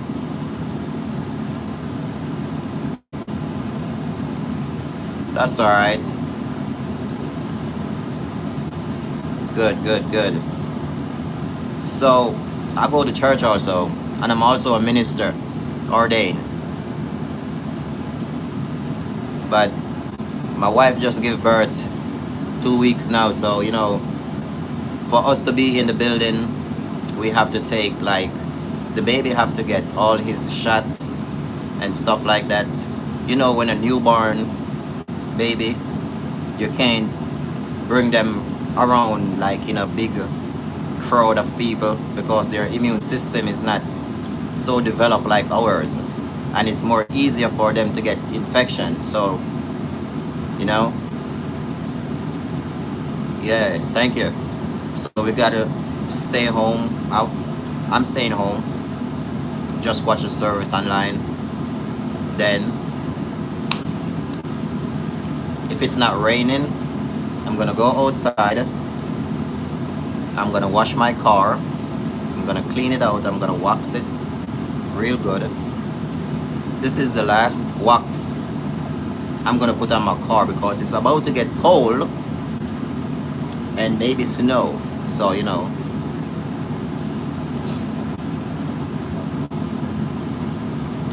So yes, that's what I'm gonna do tomorrow. I don't feel like going nowhere. I'm not gonna go in the church building. I'm just gonna sit and watch. I just became a member of this church, you know.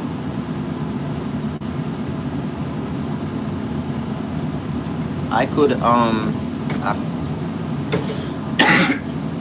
I could actually open my own church, but it's not time as yet. Still more teaching to get done and more understanding and a lot of stuff.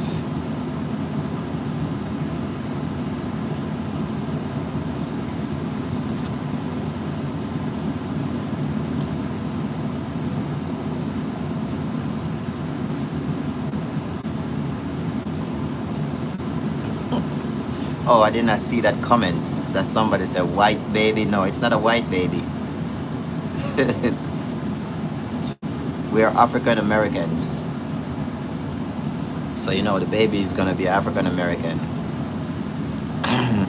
White, I don't discriminate. I do have mixed families. I have mixed family. I have a lot of cousins here. Um, they're they're white. They're mixed race. I have Indian families. You know, so I have a lot of mixed family. A lot of my family here in the United States, in North Carolina, they're African Americans mixed with white. You know, so they bring forth um, they call it shades of babies, beautiful babies. So yeah.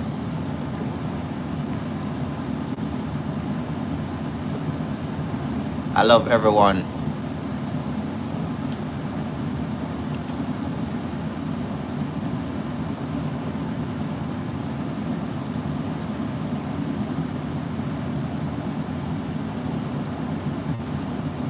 So when I finish this live tonight, I'm going to we're gonna eat. Me and my wife. My daughter is not here, so just me and my wife and my son. When my daughters come home, they will get some food, you know. And I think I'm gonna take a nice warm shower and relax. Maybe watch a movie, you know, maybe study, because I am in a class. I'm in a discipleship class, so maybe I'm gonna study. Maybe I'm gonna watch a movie. I'm out of work for the last 2 weeks. Monday I will be going back to work. You know, taking off my job for a couple of weeks because you know my wife is giving birth, and she did not give a natural birth. She have given a C-section birth. You know, C-section is very difficult for the mother, because they have to cut her, they have to take the baby out, then they have to stitch her back, put her back together. Then it takes a while for her to completely heal. She cannot do too much bending. She cannot do too much reaching. She cannot lift nothing. So I have to take off my job to make sure I do all the lifting, do all the cleaning, do all the cooking, do all the laundry. I just have her relax. So you see her right here now doing the mac and cheese. That's light. But I have to, you know, take off, do everything, bathe her. She don't want me to say that. Maybe she don't want me to say it, but you know, I have to bathe her and everything, make sure she's okay. Now,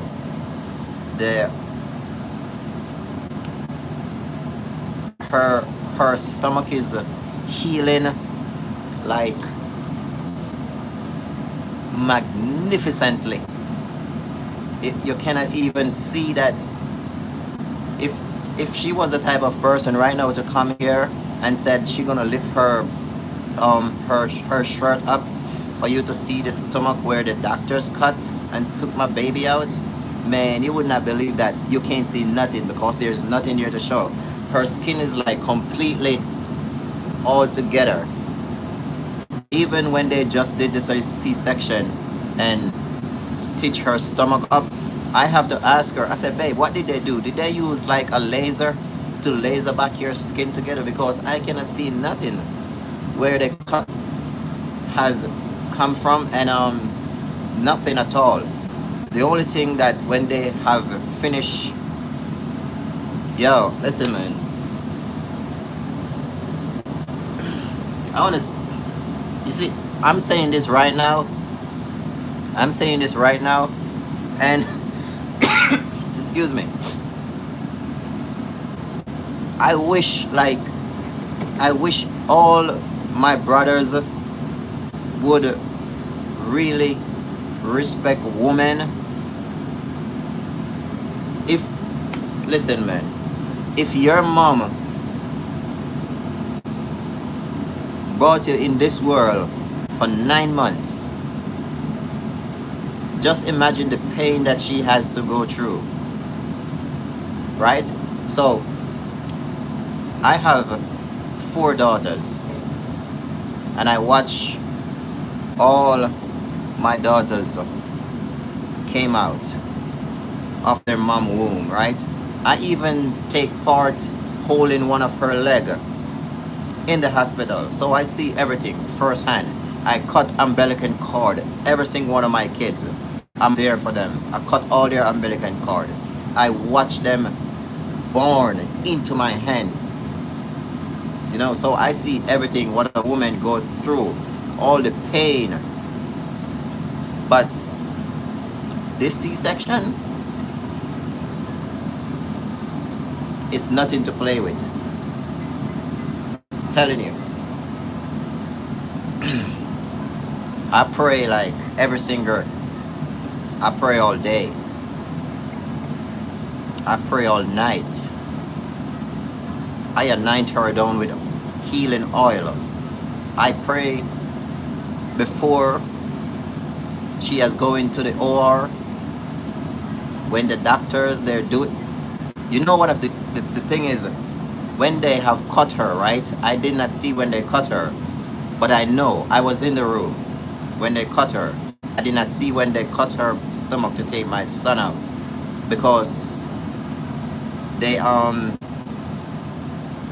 at the very first cut, I was outside waiting for the doctors and the nurses to call me inside the OR room.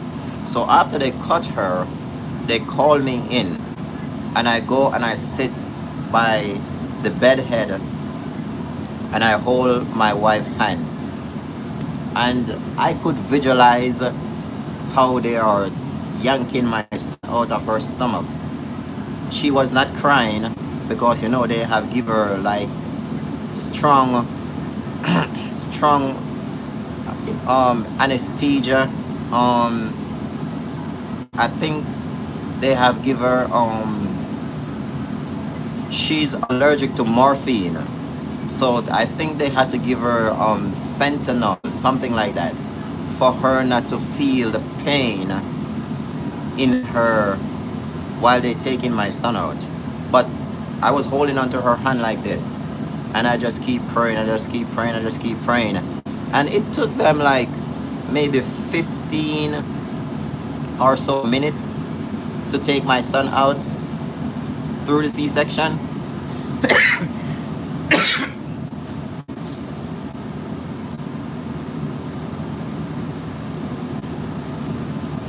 They took her like 15 to 14 minutes to take my son out through the C-section.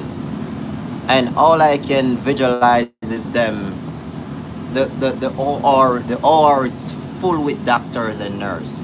I'm telling you, it's maybe 10, it's probably about 10 doctors and nurses in the OR while they're taking my son out of her room. And all I could see through the curtain, how the curtain is rocking and stuff like that, you know. And the next thing I know, I just heard my son start crying.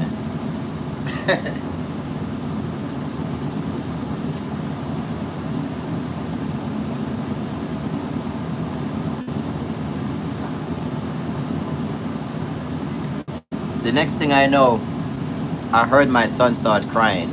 Yeah, yeah, yeah, yeah, yeah. And I hold on to my hand.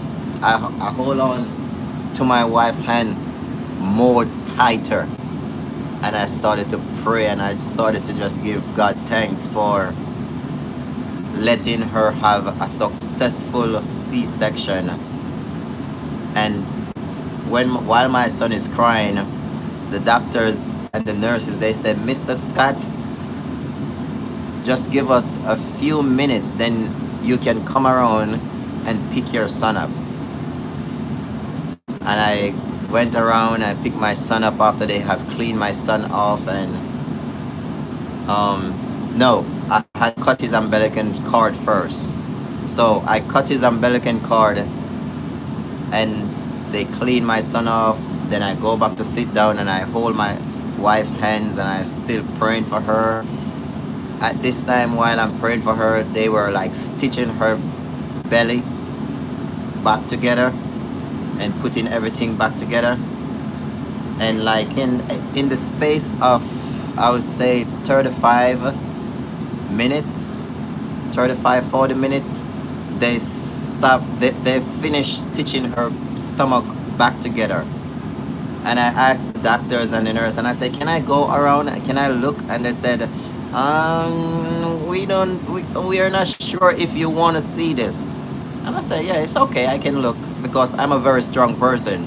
So a little bit of blood will not affect me, you know. I just want to make sure that my wife is okay, you know, that she's stitched back properly. And I look at her, I'm like, oh my God. I went back around and I said, babe, it seems like they use some laser or something on you, because I cannot see no cut, nothing. They stitch her back up together. They put the stuff, whatever they're supposed to put on her. You know, like when you get a scrape or a cut and you had to wrap that bandage around, they did it. And it was amazing. The doctors and the nurses, they did an amazing job. So I'm like, you know, C-section is a very dangerous thing. Natural birth is a very dangerous thing. There's a lot of females went into the hospital to deliver a baby and did not make it out. And my wife was a high risk. She's a high risk. So it got me down on my knees praying. So me, you know, I have to take off work. I have to take enough time. 2 weeks. I could take 3 weeks from work, but I took 2 weeks. I still have another week left. So I'm gonna maybe put in for another week sometime, just to, you know, run around with her. It is not having a C-section and come home is like she became herself a baby, because like I said, I have to make sure I'm there for her. I told her, don't push anything, don't pull anything, don't lift anything, don't do anything. Everything that she wants to get done, I make sure I did it for her. I bathed her, you know. I wiped her down. I did everything that I'm supposed to do just to make sure that she's okay. Now she's okay. She's not 100% healed, but she can walk. She can lift the baby. She can stretch a little bit, but not too much. You know, like she can reach for stuff, but not too high. You know, King, you are back. You know, so I'm going back to work on Monday.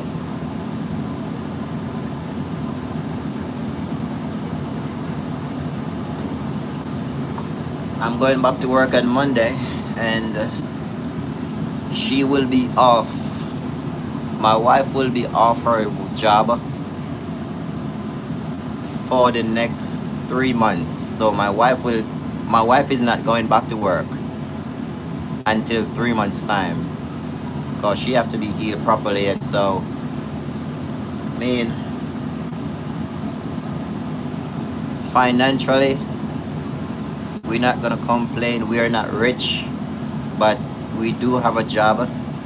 We don't get anything free. We do not get assistance from the government and stuff like that. You know, the only assistance you know, the government give is a thing called WIC, WIC, which the baby get like some feed and stuff like that. But every single thing we came out of our pocket to get. Groceries, we came out of our pocket to get it. You know, so I have to go back to work Monday. We spend a lot of money buying stuff, buying baby. And I would say we are truly blessed because we have received a lot of um gifts for our baby. We have received a lot of clothes, a lot of diapers, baby wipes and stuff like that, you know. So we are blessed when it comes to stuff like that. With a lot of stuff have received, a lot of gift came to the house, you know. Yeah, man, for real. So we work for everything that we have, man. We struggle to make sure everything, you know, all the bills paid, and I, for real, we get nothing. We get no financial help from no one. Just me and my wife. We just work. We work. We pay the bills, the light bill, cable bill, rent. We don't own our own home as yet, but hopefully by, I'm saying hopefully by next year, we can own our own home, our rent, you know. Thank you. Our rent is crazy. It's like our rent is like almost $1,500 a month. So that's why I'm trying to do some YouTubes to see if I can, I don't know. No, one day I might can be monetized on YouTube. Can help us with some extra income. Yeah, everything is expensive, man. We go to the food, we go to buy food sometimes. It's crazy expensive, man. These prices, like, woo. This, like, you can't believe like this. You can't believe when I went to the dollar store to get this. This is $5 and change. $5. So we spend like $11 for two pans to cook it. You go to Walmart. You go to Walmart. These prices hit you upside your head. Hey, to get these stuff right here, these baby stuff, not cheap. Especially the one that is already made. These are not cheap. These things are expensive. Diapers expensive. Baby clothes, you can get baby clothes not so expensive, but everything is expensive. Like daycare is expensive, especially for a newborn. Expensive. So, but we not complaining.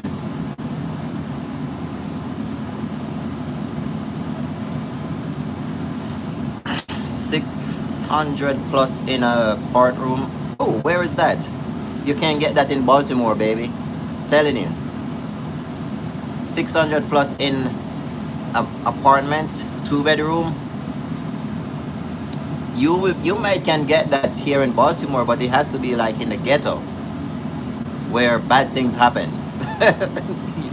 And I don't think there is no places here that has apartments so cheap. You know, this where we live. We live here in this townhouse. This is almost $1,500 for this 2-bedroom. And 2-bedroom, kitchen, living room, walkway, almost $1,500. Because this here comes with it only comes with a small washing machine, which can only hold so much clothes. I'll show you the machine that this come with. This come with this machine right here. This washing machine. This is a washer and a dryer together. This fridge. And this cabinet in the kitchen. See? It may look like it's a very huge kitchen, But trust me, this is not a very huge kitchen. This is a small kitchen. As you can see how close the stair is to go upstairs. Yeah, this is um what, like 25 $25 $25 less than 1,500. That's what we pay for this thing is a month, man. So I know some places have cheap apartments or cheap townhouses, but um it's the living quality, you know. You have to take quality over quantities. See what I'm saying? Yes. It's crazy, man. So, and for these townhouses, every year they raise the rent. So next year we are not going to live here because we cannot pay $1,800 or so for 2 bedroom.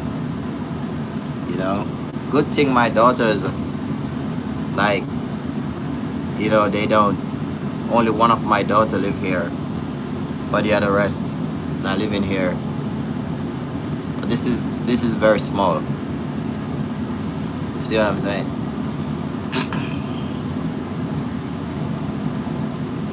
You can get, I believe in some state you can get very cheap apartment or very cheap townhouses, but not here, baby. Unless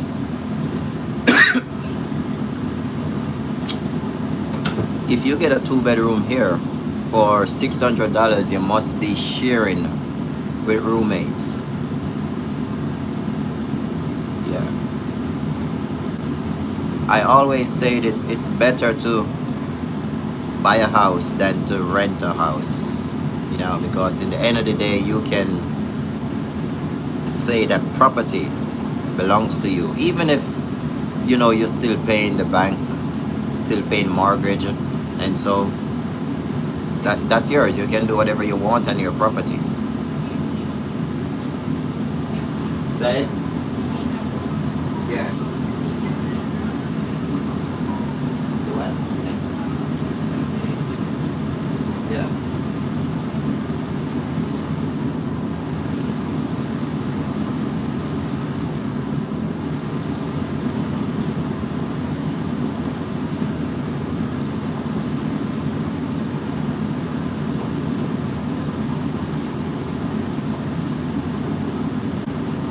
Yeah. You can go to some other state where you can get very cheap places to live. Very affordable.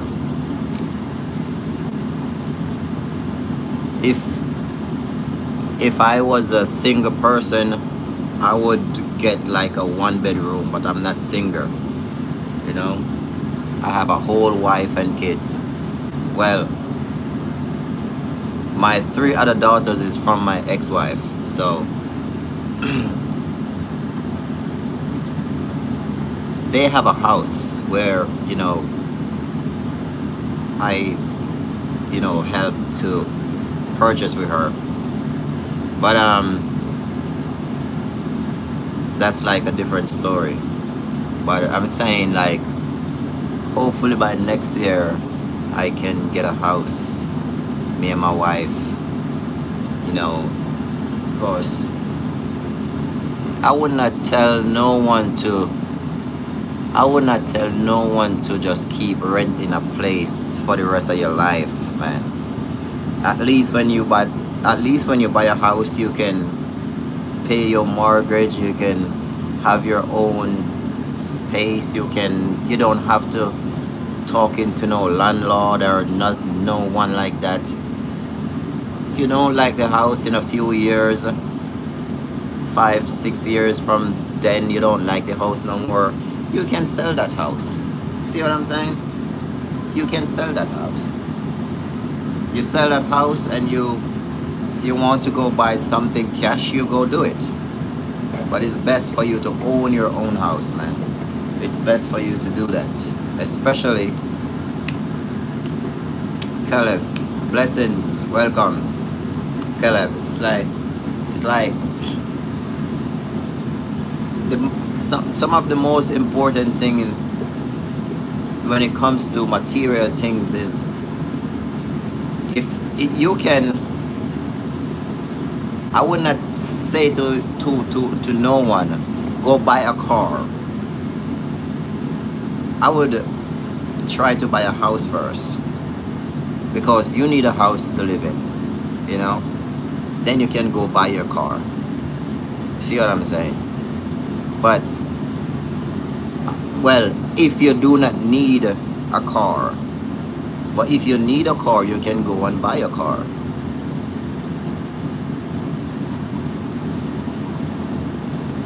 Kelly Villa Rivers, God bless you, brother. God bless you. You know, because you cannot live in your car, right? Your car is only to get you to and from to work. Like me, I definitely need a car. So I have to make sure I have a car that can take me to my job. My job is very important. Without my car, I cannot go to work. See what I'm saying?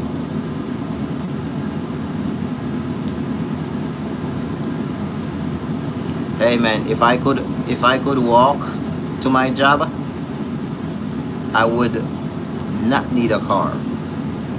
If I could walk to my job, so my car, I share my car with my wife, because there was a time when things get rough. I know many of us go through stuff like that. You have to like, look, I can't pay these car notes no more. So it's either two things. Are you gonna get repo, or are you just gonna give your car up? So she had to give her car up. One of her car was, she had an accident. But we gonna, you know,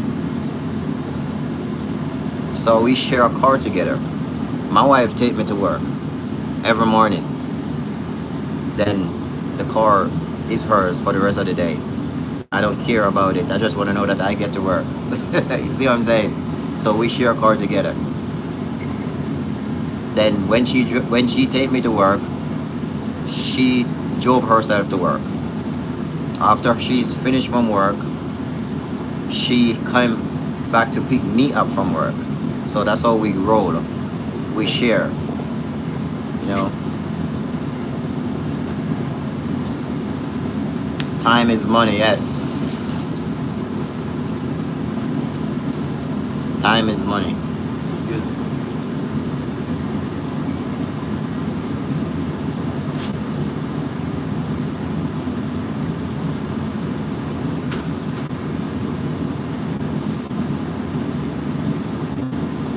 I know I was not tripping. It's raining outside.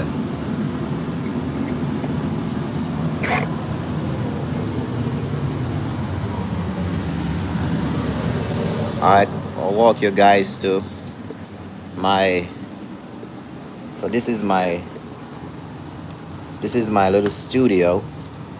Sometimes I come on here live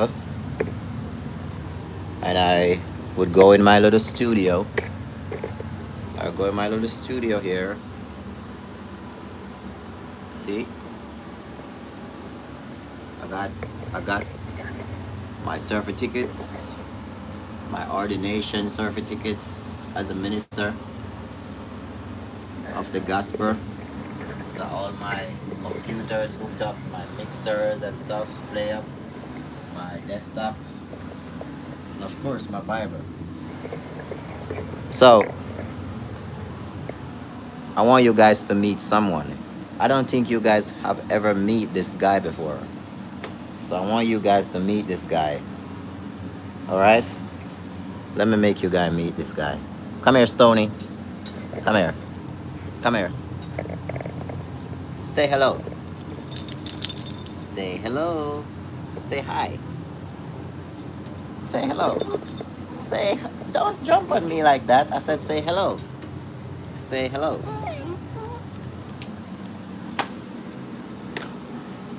This is our dog, Stony. He's a Canteria Poodle mix. He's a mixed breed dog. Very loving, very loving. He's like a human being.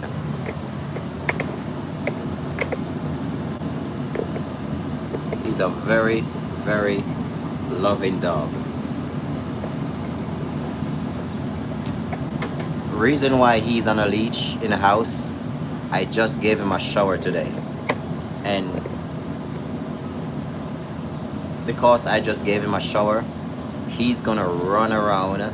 He's gonna jump on everything. He's gonna mess stuff up. He's gonna mess the floor up.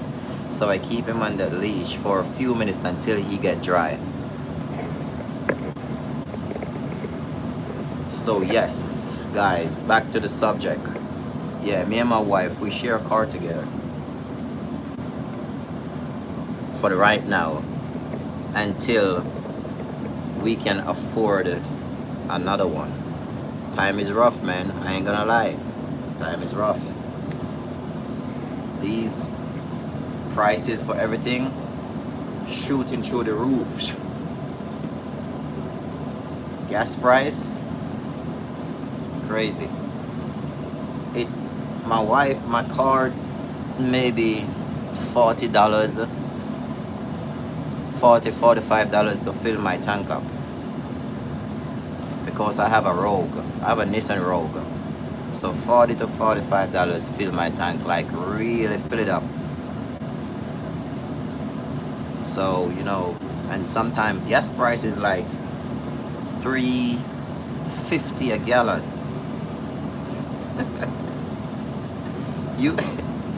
It's $3.75 a gallon for gas, and it's very rare you can maybe go to certain places and you might can get gas for maybe $2.99 a gallon, but that comes with like a little condition.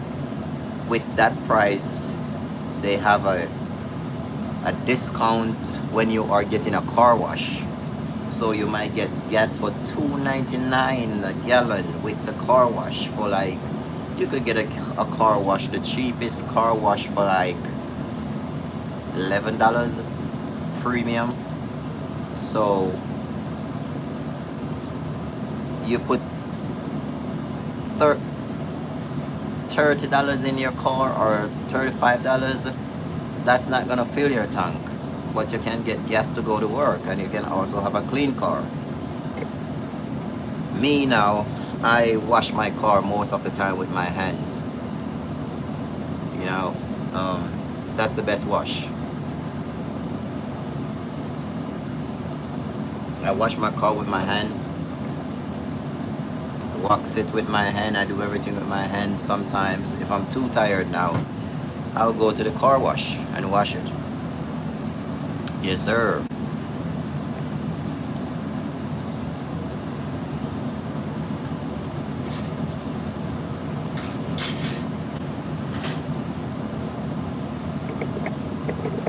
It's amazing I'm still out here cooking. You know why? Because we had to make sure that mac and cheese is finished up properly.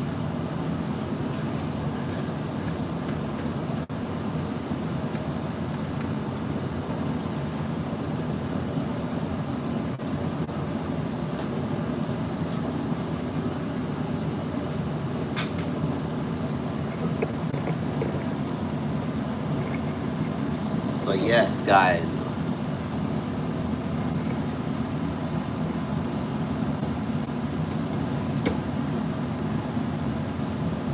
Oh, King is here. I don't know if King is here. King, you're still here? This is good stuff for you, man. Irish mash. Good stuff. You know, this actually the stuff that they use to make this, I believe, comes from the sea. I believe this thing comes from the sea, where they used to make this thing. If you're good with dairy product, it's good for you.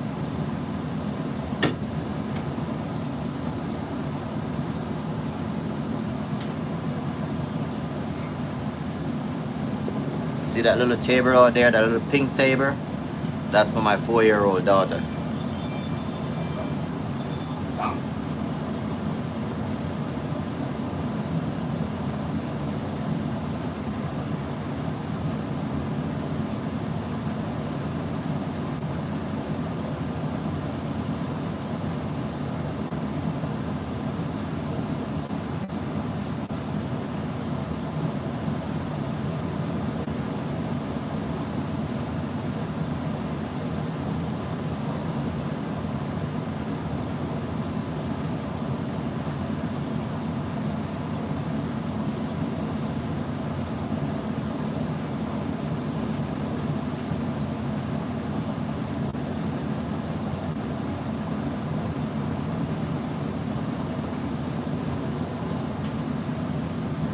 One thing with my son, he sleep a lot.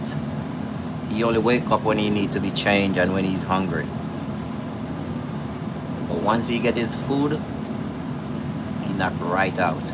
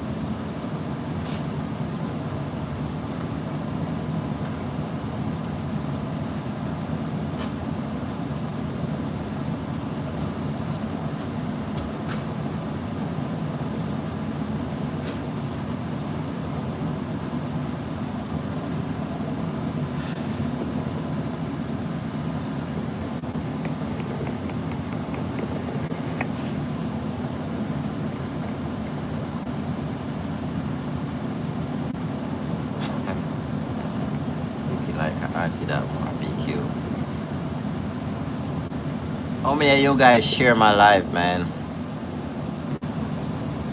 So I just send out my live.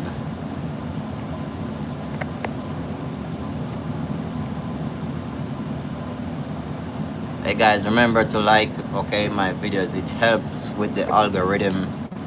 That's how I get more subscribers.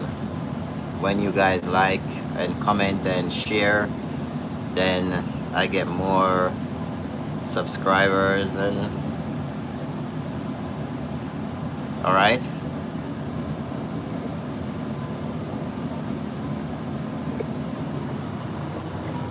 the food is still looking good, man.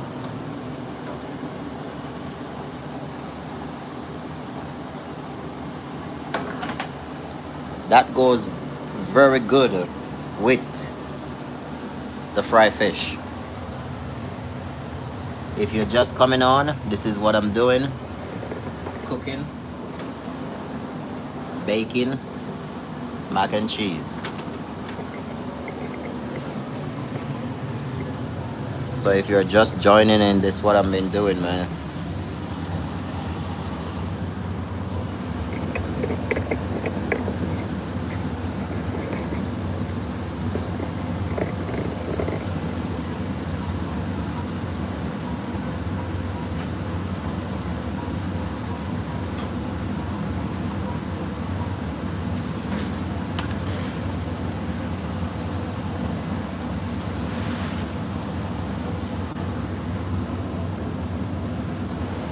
So everything is already finished, just waiting for the mac and cheese.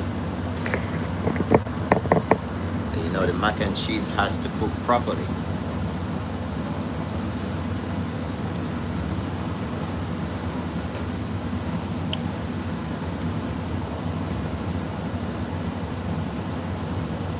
Hey, so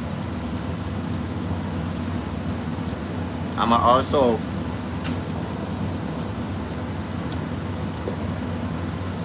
I'm a strong believer in prayers also, and I always like to share, you know, with everyone. And I also like to, if anyone going through something difficulties in their lives, and they want me to just touch an agreement with you guys, I can do that too. I pray for you, you know. Prayer move mountains. And when I said when I say prayer move mountains, I'm not talking about the physical mountain that you're looking at. I'm talking about situations like healing in your body. Like if you need a job, I can pray that God open doors for you to get a job. If you need a baby and it seems as if your wife cannot give birth, seems as if your girlfriend cannot give birth, I can pray for you too. And I always pray and believe in faith that whatsoever I pray for happened.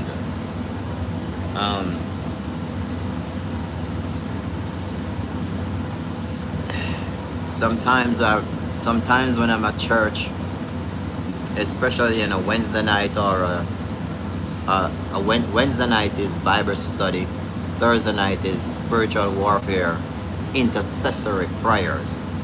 That's when we pray, like spiritual warfare, you know. So on Thursday night we pray spiritual warfare prayer.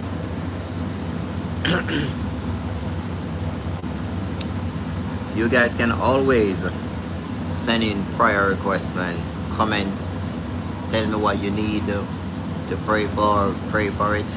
But it's only for you to stay in faith, have faith and belief. I just randomly prayed a few weeks ago in the building at church, and two of the church sisters said to me, yo, you know, while you were praying, I have a headache for 2 weeks, and while you were praying, my headaches just leave immediately. And I'm like, wow, glory to God, that's a blessing. Another lady said, yes, me too, I have a headache for the past week, and while I pray, I start praying for healing. I start praying for their mind. I start praying for, you know, God to just touch and do everything. They got their healing like immediately. Not a minute later, not 2 minutes later, but they got their healing immediately. Their headache was gone. Let me show you guys. Like,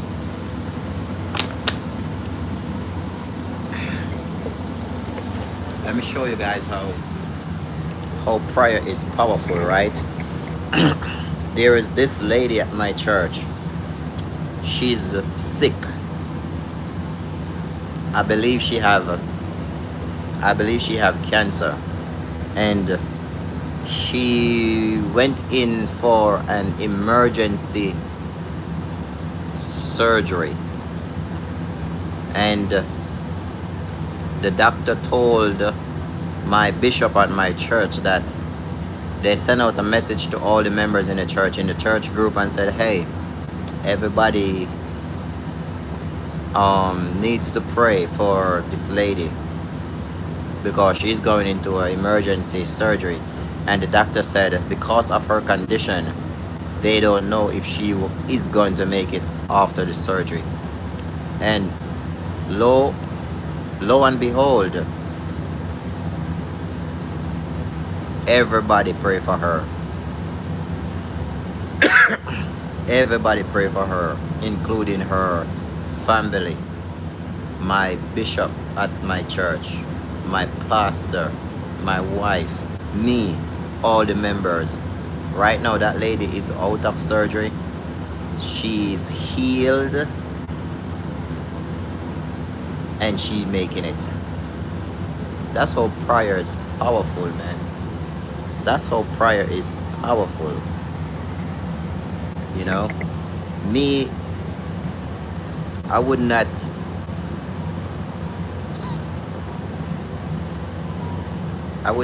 be here sitting comfortable and don't tell you guys about this good testimony.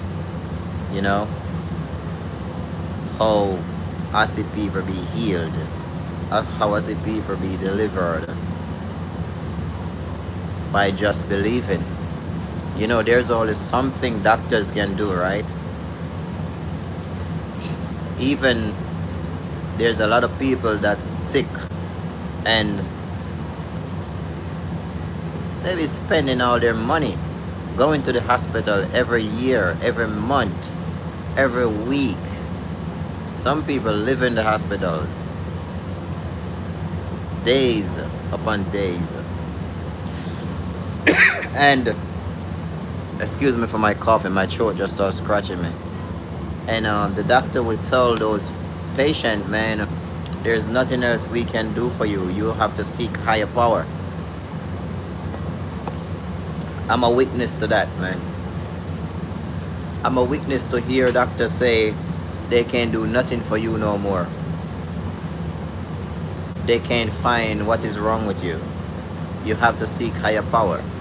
You have to seek spiritual power. And when I say spiritual, I only believe in the Spirit of God.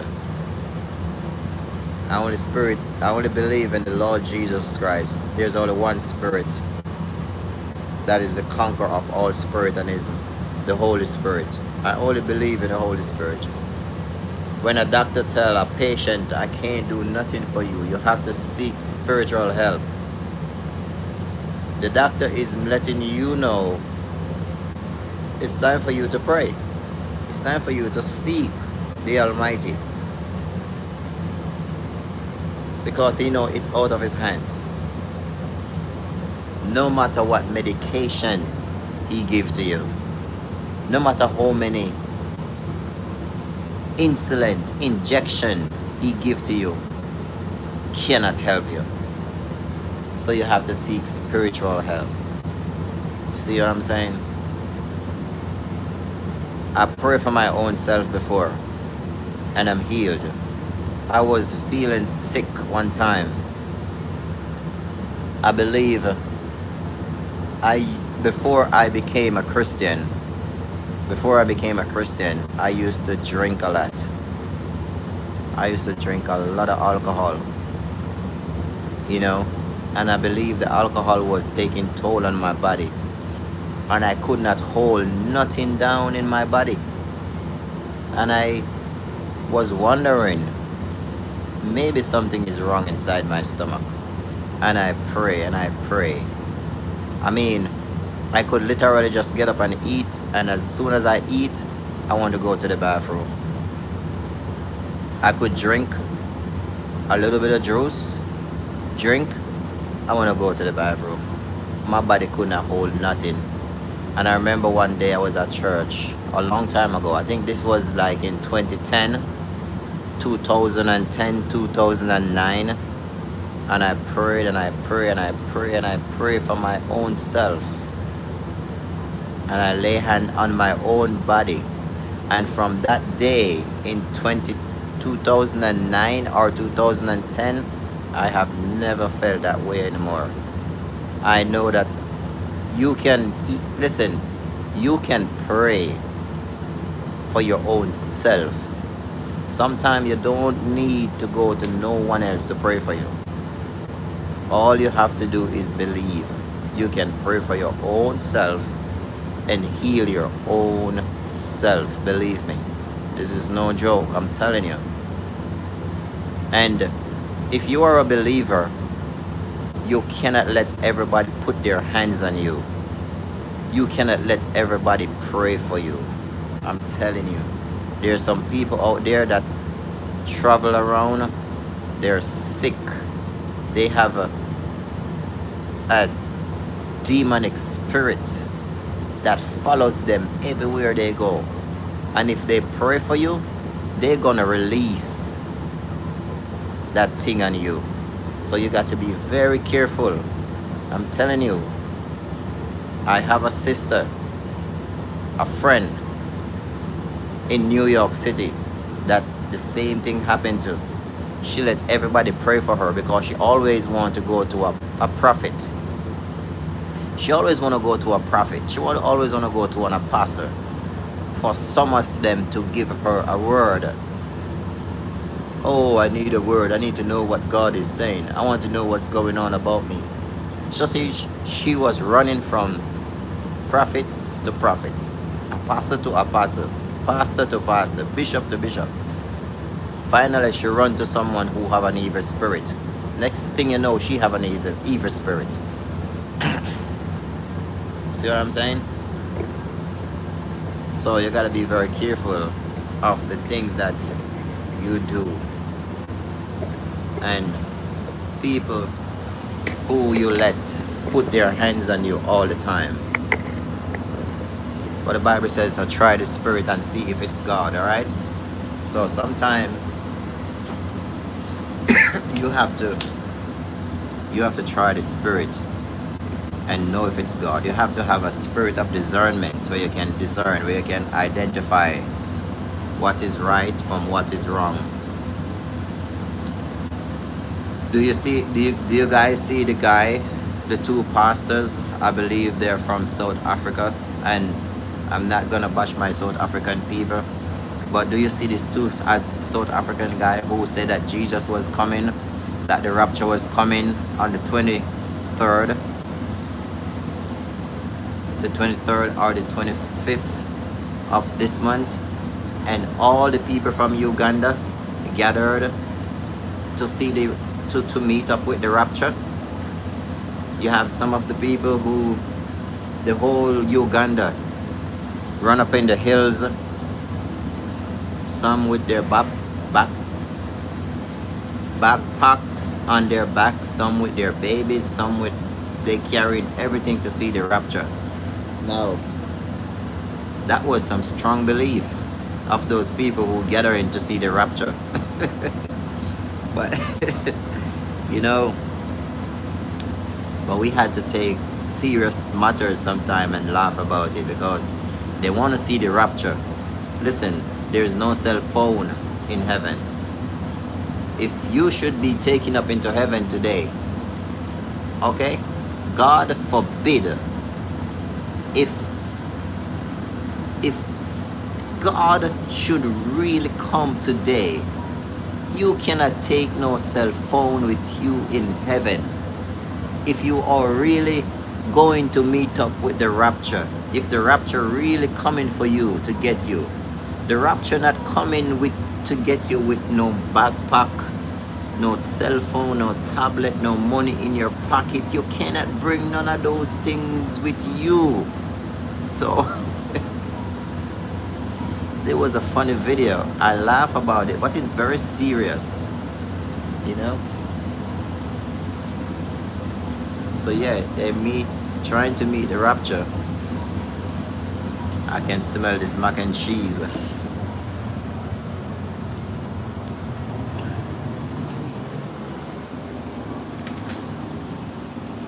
Shakalo, shakalo, shakalo. Ooh. Shakalo, shakalo, shakalo.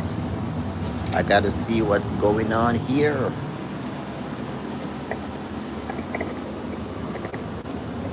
Shakalo, shakalo, shakalo. Can you guys see that? Huh? Look at that.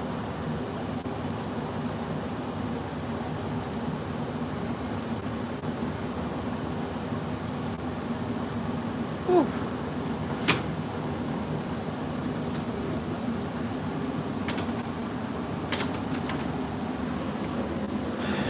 Yo, this thing is gonna be epic.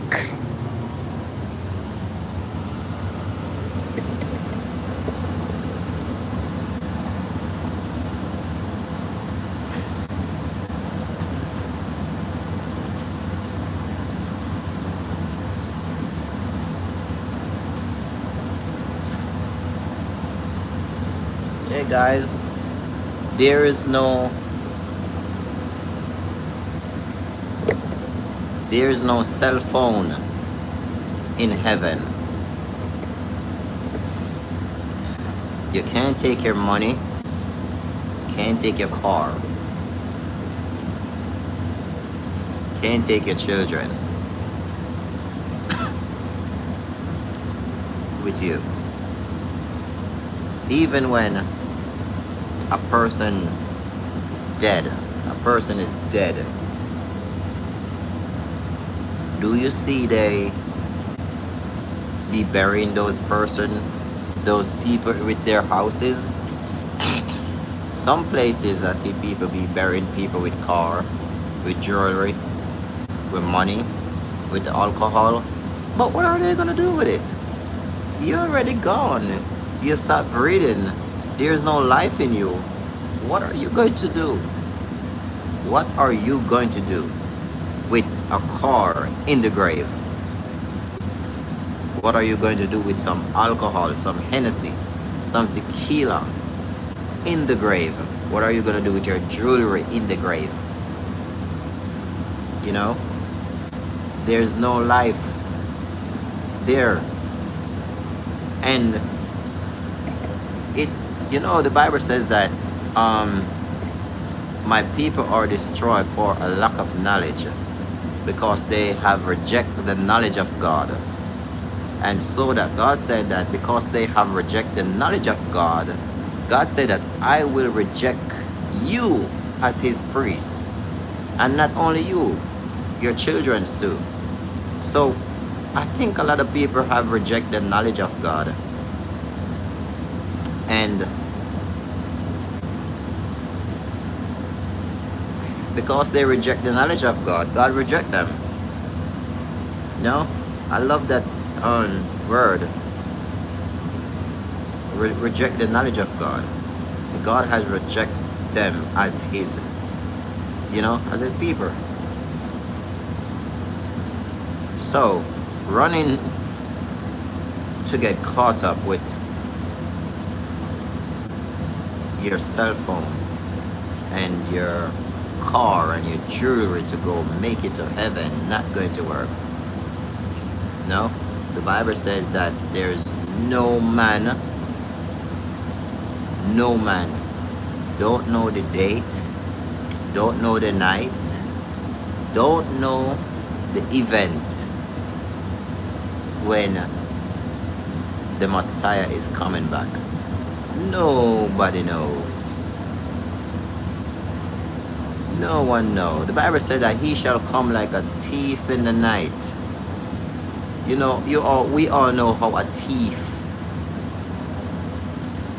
comes in the night when you are sleeping. He waits till you are asleep. So he comes, try to break in your house, try to steal your goods. That's how God is gonna come. When he's gonna come, I don't know.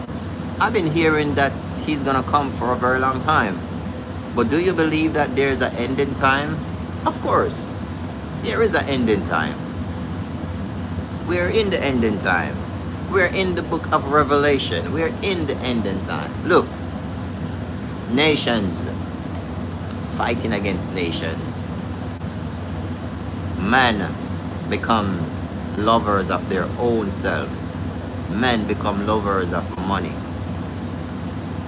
War and rumors of war. You see what I'm saying? So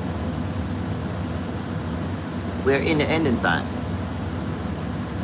Mother fighting against daughter, daughter fighting against mother, son fighting against mother, mother fighting against son, father fighting against his children, father taking his own children's life, father taking his wife and children's life. It's a mess. We're in a mess. We're in the ending time where people become lovers of their self, selfish, want to make it, but you don't want to make it. They want to make it, but they don't want you to make it. Selfish people live in this world. Selfish. The rich became richer. The poor become poorer. See what I'm saying? A person would rather throw away his food than take it and give it to the homeless. You know, I used to, my previous relationship, my previous marriage, we used to have a time where we cook a lot of food, man, a lot of food, a lot of curry chicken, a lot of jerk chicken, a lot of expensive food, and we would fill our SUVs up with, we would go to the store, we would buy boxes of sodas, man, Pepsi, drinks, we would make drinks, we would cook some of the most expensive dishes, and we would go downtown and we would feed the homeless all the time. And I'm like, even some of the hospitals that you go to, man, they got a lot of foods, man, that they throw away. Some of the hotels that you will go to, they got a lot of foods that they would throw away, man. And then instead of taking those foods and go and feed the homeless, they would rather throw away those food. Selfish, like all for themselves, while the homeless is out there walking, don't have food to eat, don't have water to drink, don't have a place to sleep, don't have a roof over their head, don't have clothes to wear. You know, cause I seen it, man. I could take you guys some places here where I'm living, downtown. You'll see homeless people like crazy, don't have shelter, begging, you know, don't have food, hungry, while some people have a lot of food and throw it away. So we're really in this last days, man, where, you know, I believe that things should be better. Like, I don't believe no one should be homeless. Well, I know some of the homeless people, some of them really are not homeless. I know some of them are really scammers, but there's some really homeless folks out there and need food and water and place to live. Some people just need a head start. You know, some people just need a head start in life. Once they can get a head start in life, everything will be alright. You know? Guys, I know I've been streaming for a long time and I'm finished cooking now. I am finished cooking, so I'm going to post short videos in my short, so you guys can go to my short section. You can like this food that I'm making right now, because I'm gonna upload a short later on. You can see the short and you can like it, you can comment, you will see what my fry fish, my macaroni and cheese look like. There's other videos you guys can like also. I also have another YouTube channel. It is called Keep the Faith T.Hope TV. That is Keep the Faith T. Dot Hope TV.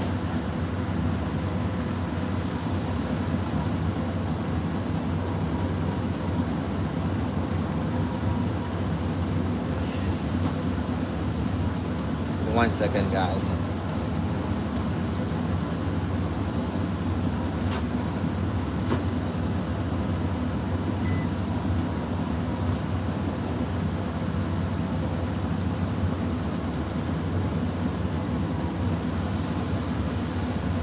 So you guys can go to my channel, Keep the Faith, T. Hope TV.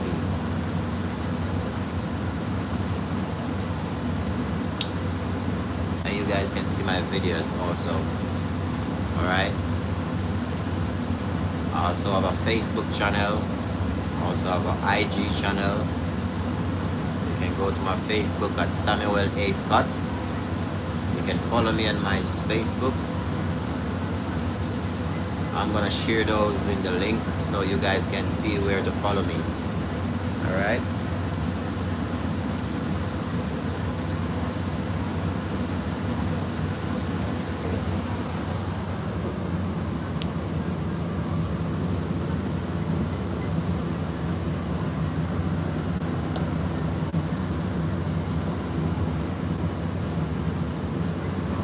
This little guy is sleeping. Thanks guys for watching. Have a good night.